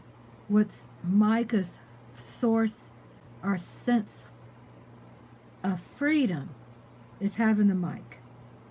And if he's talking to the opposition or he's taking tickets from Dan Quinn, and it seems to be controversial or conflict of interest, it's a cry for help. So he's in a contract. So he's like, Mike is like, what do I do? I can't do this. I can't do that. I'm a man. I got balls. I got testosterone. My levels are, I'm going crazy. There's so much working out that I can do. There's so much working out. There's so much of that damn Cowboy Star camp and Frisco that I can take. I'm going crazy. And when you're when you're roommates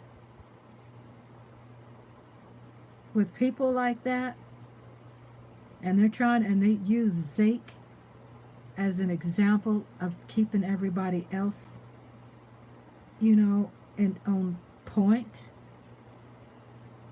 then can't you see the whole team is like,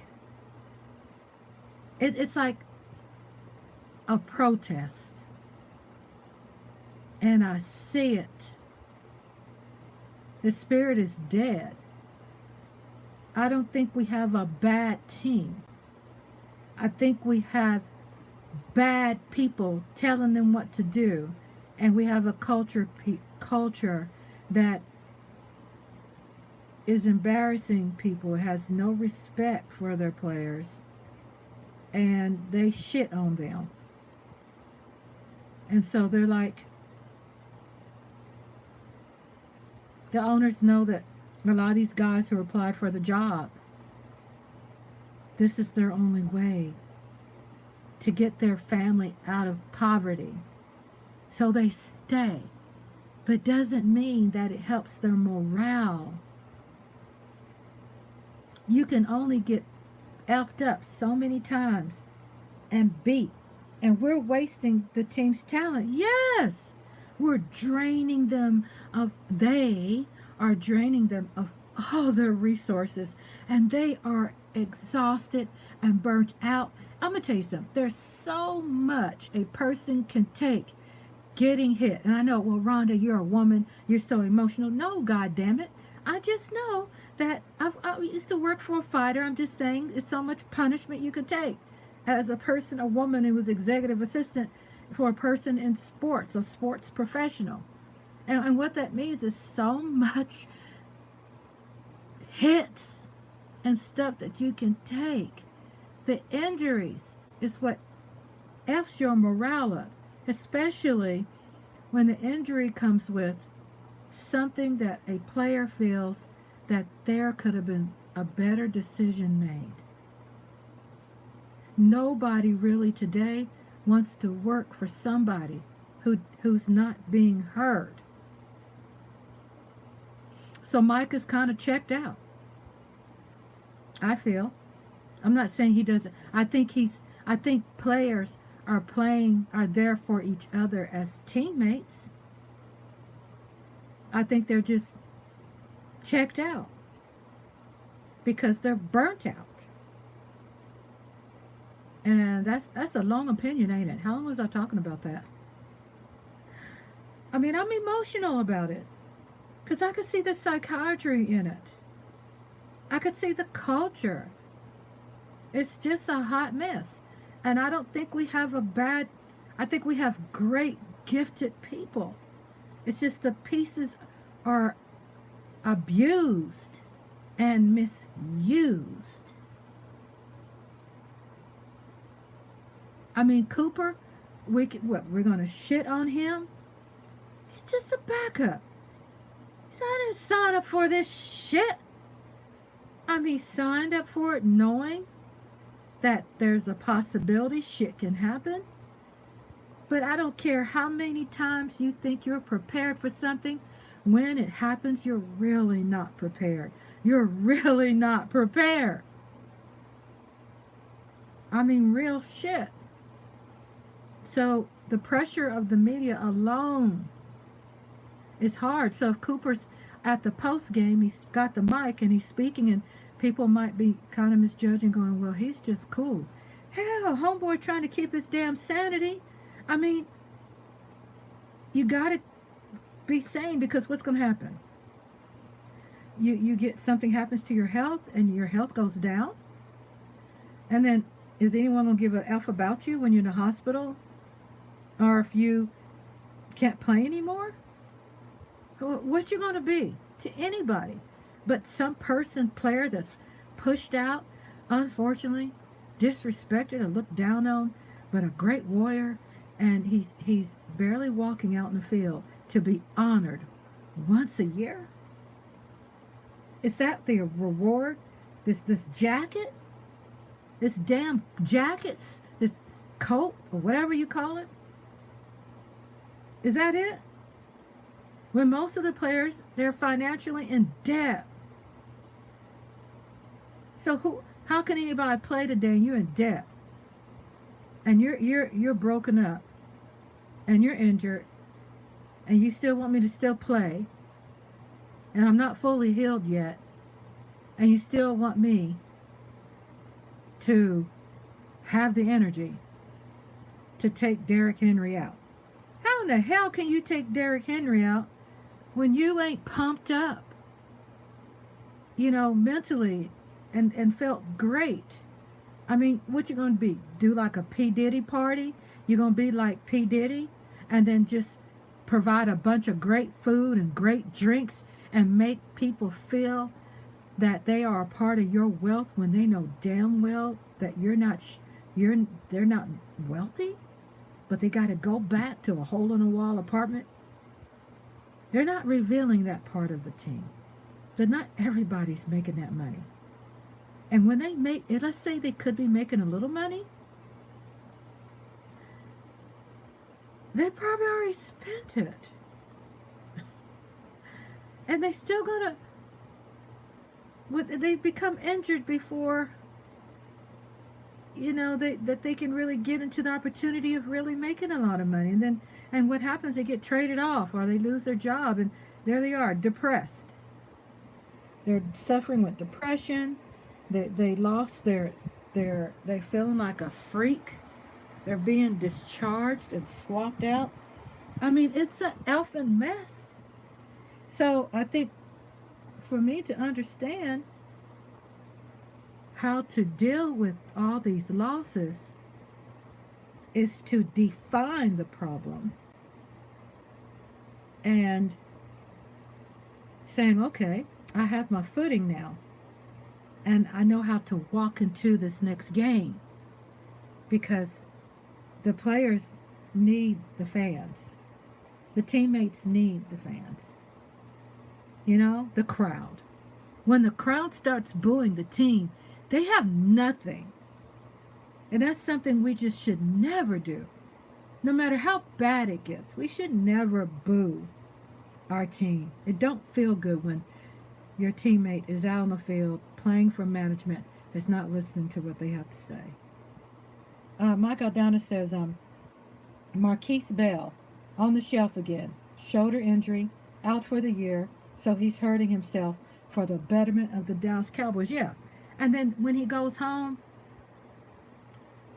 they're scared to death. Am I going to be called back to work? When they've given up their whole life since a child to play the game of football. Most 99, I would say, I don't know, I want to quote percentages, but let's say there's a higher percentage of players who are playing is because they've given up their whole life since they could probably play the game as a child. They've given up their whole life for football. So when they get into the opportunity of playing for the NFL, this is their last hurrah. And when they get injured and they're out, they're scared to death that they're not going to be called back to play. And then when they're out, it's going to take time for them to play at the pace and accuracy where they were before they got injured. Aaron Rodgers is not up to par. He's been out for what, about a year? Because for the game, great player, great strong arm. With CD, I know Aaron Rodgers don't play for the Cowboys, I'm just using it as an example. But with CD Lamb, he was not a part of the training camp. He lost a lot of opportunity. And they're going to throw him under the bus? I mean, it's a place where there's lack of respect for the owners because somebody's screwing up and doing cocaine and effing with probably all kinds of things, and probably they don't respect their marriage, and they sitting up there and got the whips and chains, and they're trying to whip their people into shape and trying to demand respect when they are not going to be respected because they ain't walking a straight line. I don't know what y'all think about what I say. I just see it. I see it all the time. I wasn't here for past the lives or anything. I'm not really listening to them that much. I'm watching Mark sometimes, but I'm just saying, it's, I guess when you get to a certain age, you just know the bullshit of just the politics. Oh, we don't want to talk about politics, but it's politics that's running the team. It's political. When anybody who has a social security number, it's political. If you got a social security number, you're political. And ones who don't have social security number, they're political too. But if you get a W-2 or whatever, 1099 form, you're in politics, baby, whether you like it or not. You signed on the dotted line. Did you have a car? You got a driver's license? You got a driver's license number? You're political. All these things is how to measure the moving parts of this country. They sell the stats of the moving parts, and they make a lot of money on stats. The moving parts. NFL makes a lot of money on the physical algorithms of stats. So these companies buy their stats. They sell them for millions of dollars, if not into billions, to S&P Global and other companies around the world. And they make a lot of money off of that too, selling stats. Mom on the word, politics over here. Mom on the word, politics over here, right? It's real. I mean, I know y'all saying, dang, well, Rhonda hadn't been live for a week and she coming out. I'm coming out. I want the world to know. Got to let it show. Yeah, I've been holding it in for a long time. Oh my God. I've been holding that in for a long time. It's been a hot mess. And about this ex-player at the Arlington, stadium who got arrested, who has really nothing to do with really Cowboys, but they dropped the dime because they know that people who are going to watch it, if they say he was in the fight at the Arlington Stadium and he got arrested, and then so the first thing I do, I go there to see who it is. So the thing with me, I'm thinking politics again, because the writer's going to put Dallas Cowboys, because Dallas Cowboys got what? Their algorithms. The point is, how long will we have the algorithms in our favor? This is something we have to face. How long? Likes will die out. I'm comparing the internet nature with the physical nature, because the internet was inspired by the physicality of life, right? That's how the internet, they use us as the template to build and do a workaround for how the internet, YouTube and Facebook and all that to work. So they measure for the physicality of things. So how long is that algorithm going to be working in Dallas Cowboys' favor? I mean, how long can we ride with having all those Super Bowl rings? How long? I mean, yeah, with respect to the cowboy gods, we're gonna always respect them. But how long? Mark went out there to Dallas. He said, yeah, it's impressive. My husband and I have been there. It's gorgeous. It's beautiful. He says, just a shell. I mean, that's how you feel, because you can have all the beauty in the world. You have the most expensive ass refrigerator in the world. But if you don't have shit in your refrigerator, it has no meaning. Right? It's got lights, it's plugged in, it's expensive as hell. You spend $5,000, ain't no damn food in it. Well, that's how it is with the stadium. Ain't no food in there. Ain't no sustenance. They're hollow because it feels like death. And they were talking about the ceiling falling apart. I mean, Jerry don't have no inspectors coming out and inspecting the ceiling. What a cheap MFer. Typical, right? Typical. You're not having anybody coming out there because you want to save money, huh? Because you don't think it's important. You're doing a fast inspection and you paying somebody cheap because you don't want to spend money out of your pocket for a decent inspection for probably daily, weekly, monthly inspections. You're too damn cheap. And then so something's going to fall and hurt somebody and going to sue your ass for $1 billion, right? I mean, I know cheap ass people like him. Mike out there says, as long as Jerry's making money, the Dallas Cowboys would take a back seat to everything else. Yeah. That's what I said with the players, the team.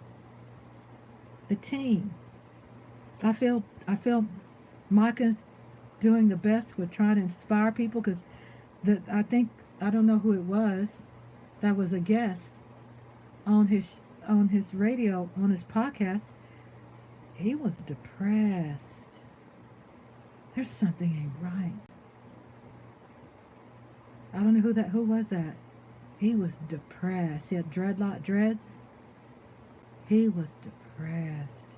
And Micah got that smile because he's got a new baby and a family. He's got family support. Man, these people our players are depressed. And it's a bigger picture behind it. And the way I felt like how I was reading the guy, the Dallas Cowboy player on Micah's podcast, I was reading him. You know me, I'm going to be reading people. He wasn't all there. He looks like, when I say depressed, he looks like he's checked out. And it's not because, the losses. I feel it's because of what is causing them to lose. And it's the verbal bullshit. The verbal abuse.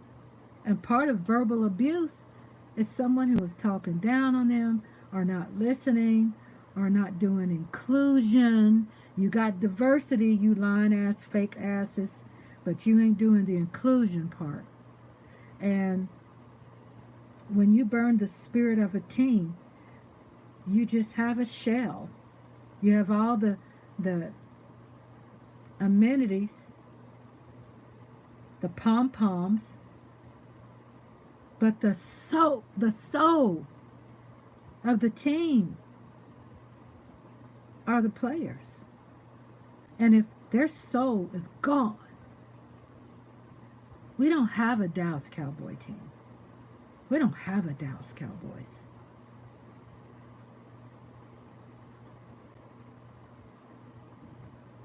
That's just how I feel. I thought I saw Daydream come back. I just sold some earrings. Oh, good. Daydream says, I just sold some earrings exercise today. Yay, Daydream. Yay. Well, I just wanted to share that with you all. Thank you for letting me express that because I had a lot that was going on inside me. And then I need to do more of this instead of waiting so long. Right? And thank you all for sharing your opinion. I mean, I don't know what everybody's saying out there about the Cowboys. You know, I watch some things, but I'm cut from a different cloth and I have my own, third eye. It's a third eye. And it's different than everybody else is talking football, because I'm not in the mix. It gives me probably more insight. Excuse me. Gives me more better insight. That I'm resting. I have a nice environment.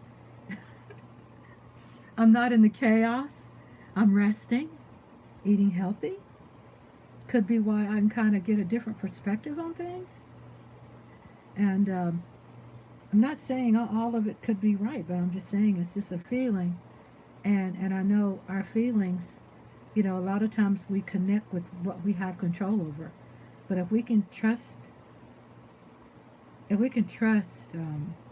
ourselves more with how we feel, then we can probably get life right. And speaking about this team, we could probably get it right when it comes to what's really going on.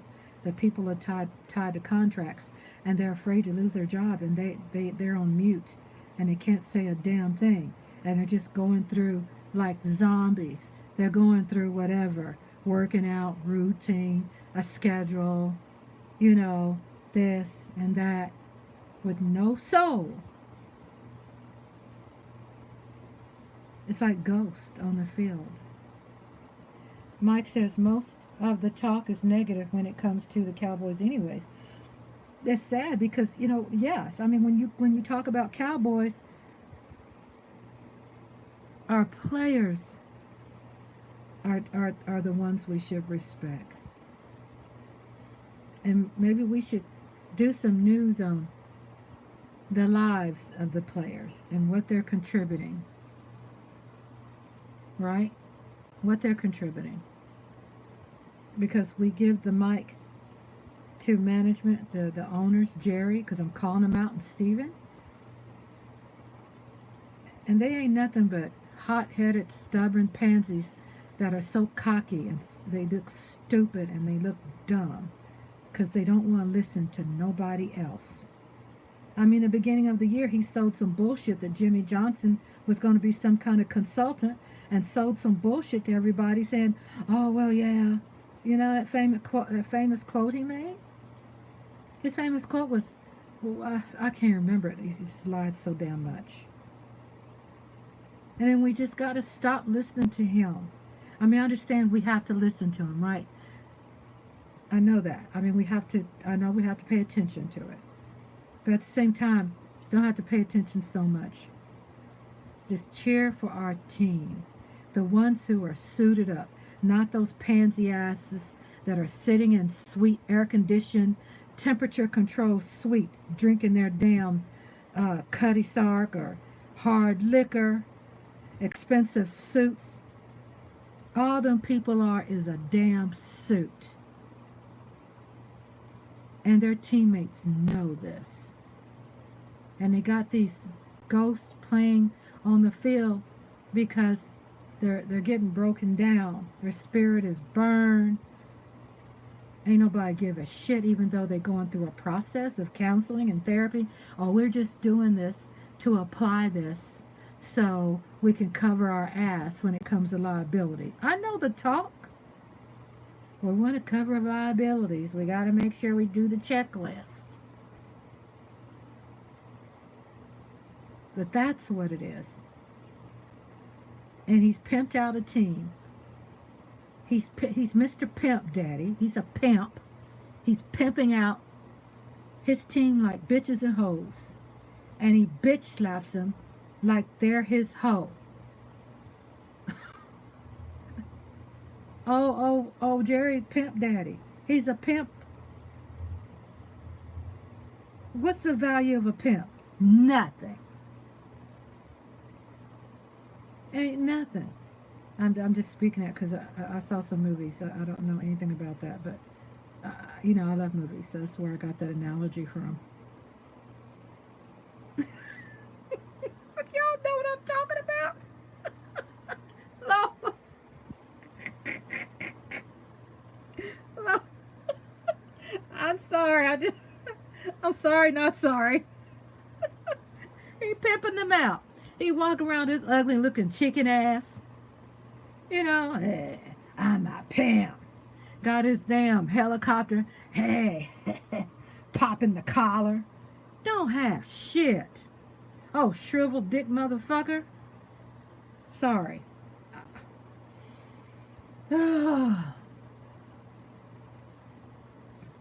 So, hope I don't get canceled by YouTube. Whoops.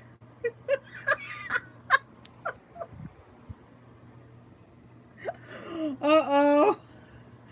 I'm heated, y'all. And then Jerry's pimping out Dallas Cowboys. Bitch, you better have my money. Bitch, Jerry ain't depressed like the team players. Jerry's only depressed. He don't give a shit about nothing but his ego. He's only depressed because he lost probably some bets with his cigar club buddies. And he's depressed because he can't get them young hoes like he used to, because everybody got cell phones and they're taking a picture of everywhere he going, so he can't get out there and do the wang dang doodle like he used to. That's what he's depressed about. We can't put ourselves on the same page like Jerry to relate to him. He's on a whole nother thing. Shit. Then Jerry is the richest pimp ever. He's a pimp. Cause he, look at his reputation, y'all. He was always in the news doing some hoe ass shit. He was doing some hoe ass shit. Now what? He trying to walk straight now? I doubt it. I think he's still doing hoe ass shit. He's on cocaine or something. Just saying, drinking too damn much. It's not. I don't know, but I'm not talking facts. But I'm just saying, he's all cocky. Got to sit in his suite. What owner? Deion Sanders won't be sitting in the suite watching his players. Deion Sanders will be out there on the field with his players. And I know we're talking about different. I'm just saying the spirit. That spirit is gone. So he up sitting in his suite, right? Looking down, like he's a king of something. Jerry's getting high off his own supply. Yeah, he ain't. It's all about ego, and he probably lost a bet, like I said, with his cigar club. What he's upset about and looking like an idiot has probably nothing to do with how me and you feeling. Nothing. Because we're on Earth, and we're grounded, and we can see it, right? We got feelings. Jerry, he's trying to make people think that he can relate to us. He's trying to make himself relatable to his fans. He's not. And that's one thing we need to pull out about. Because he ain't feeling. He's probably. Where does he go when the game is when we lose a game? Back to his mansion, his massages. The massaging his back. He got a nice, $10,000 haircut and expensive cologne. And that's supposed to be like making him feel like Mac Daddy, expensive suit and shoes, and he goes out there feeling himself. I see it, and I don't have anything. Jerry, you want a job?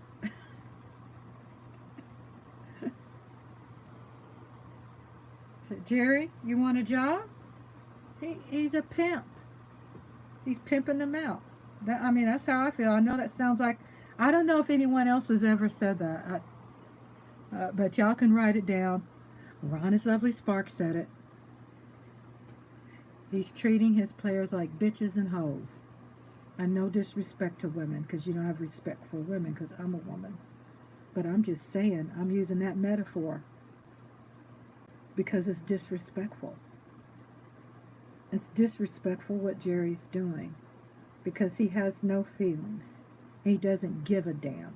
And it's misery and pimping. Michael doesn't. Pimping ain't easy. Pimping ain't easy. Pimping ain't easy. Can you see him got that leg up? Pimping ain't easy. What a bunch of crock. He's emotional because his ego is shattered. He can't brag no more. His team ain't, the shit he's doing is, when something doesn't have a solid foundation, then it cracks and it falls.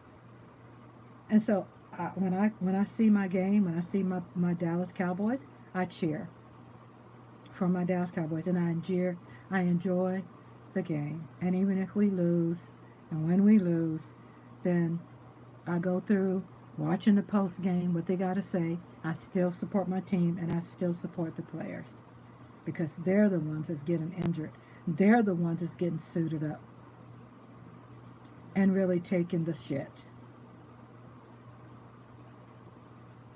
And that's my thing. Well, I could see. Well, I've been on here for a while. 1 hour, 30 minutes. Rhonda's Lovely Sparks. Thank y'all so much for your support. I love you all. You know I do. And I'm so glad that I signed on today. I'm going to get ready, too, for the watch party. Y'all come on down. Don't go anywhere. We're going through the motions every year with this team. Yeah, I mean, then pull out.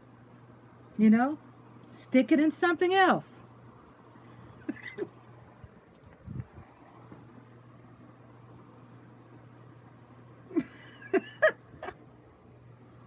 Don't go all the way in.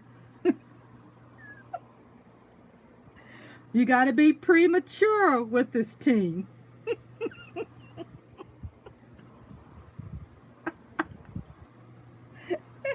Mike says, Pa, you got to be premature.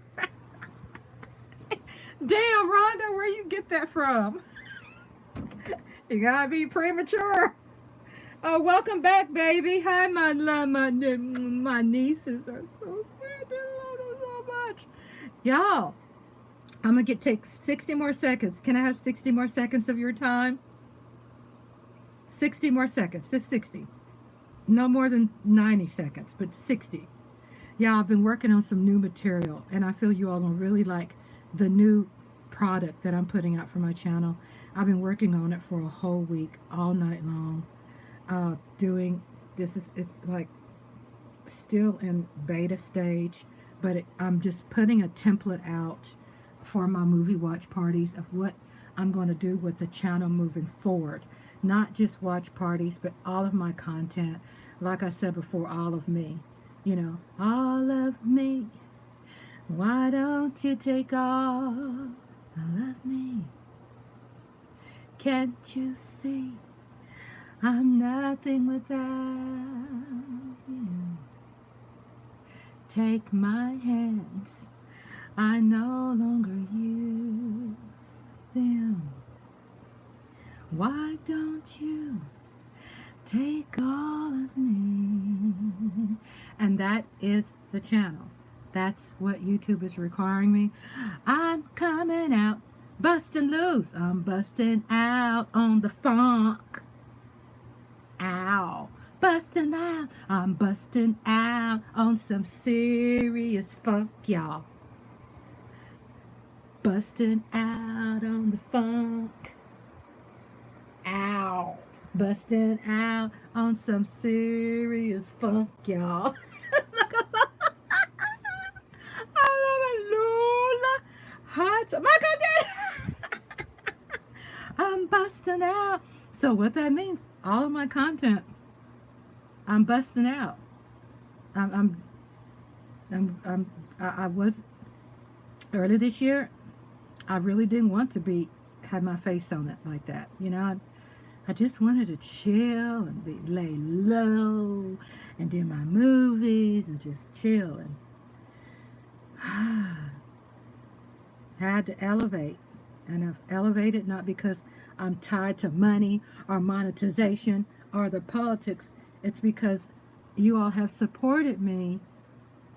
You all have supported me. That's earned more me and has helped me cure some things where I feel I feel better. And I want to thank you all for that. You know, I've had a lot of pain and hurt, and you all have helped me so much. Uh, Naja says, I'm writing another story, Auntie. Your voice is soothing. Oh, thank you, baby. I'm so glad, and I'm so glad. Naja, listen, Daydream, both of you all been like, playing back a lot of the stuff I have on my playlist. I have a lot of good things on there, and just like you said when you was watching the other one, it helped you. And if you have to replay it, do you know I watch my own I replay my own stuff and I watch it. I'm not trying to be self-absorbing or anything. I really watch it because I'm like learning what I'm doing, learning what I could do better. But also, I go, wow, that was good advice. You know what I'm saying? Or my connection with people, how I speak to people, or hear about something you all mentioned that I need to remember, right? Like when I'm reading out your comments, then when I do the replay, I go back and hear what I read to you all, and it gets me to the point of listening again, the good things that you all said in the comments too. I know it's getting dark in my bedroom, isn't it? You know what I'm saying? I mean, it's really got me to a point of really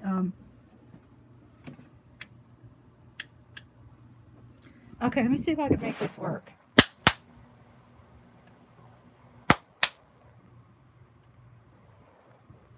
I know. Clap on.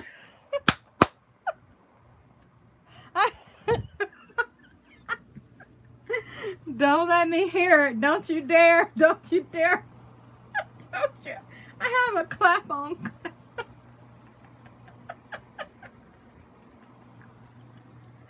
I have a clap on to put the light on. Y'all, it's getting dark up in here. Oh my God. It was dark. I reread my diary from years ago and see, yes.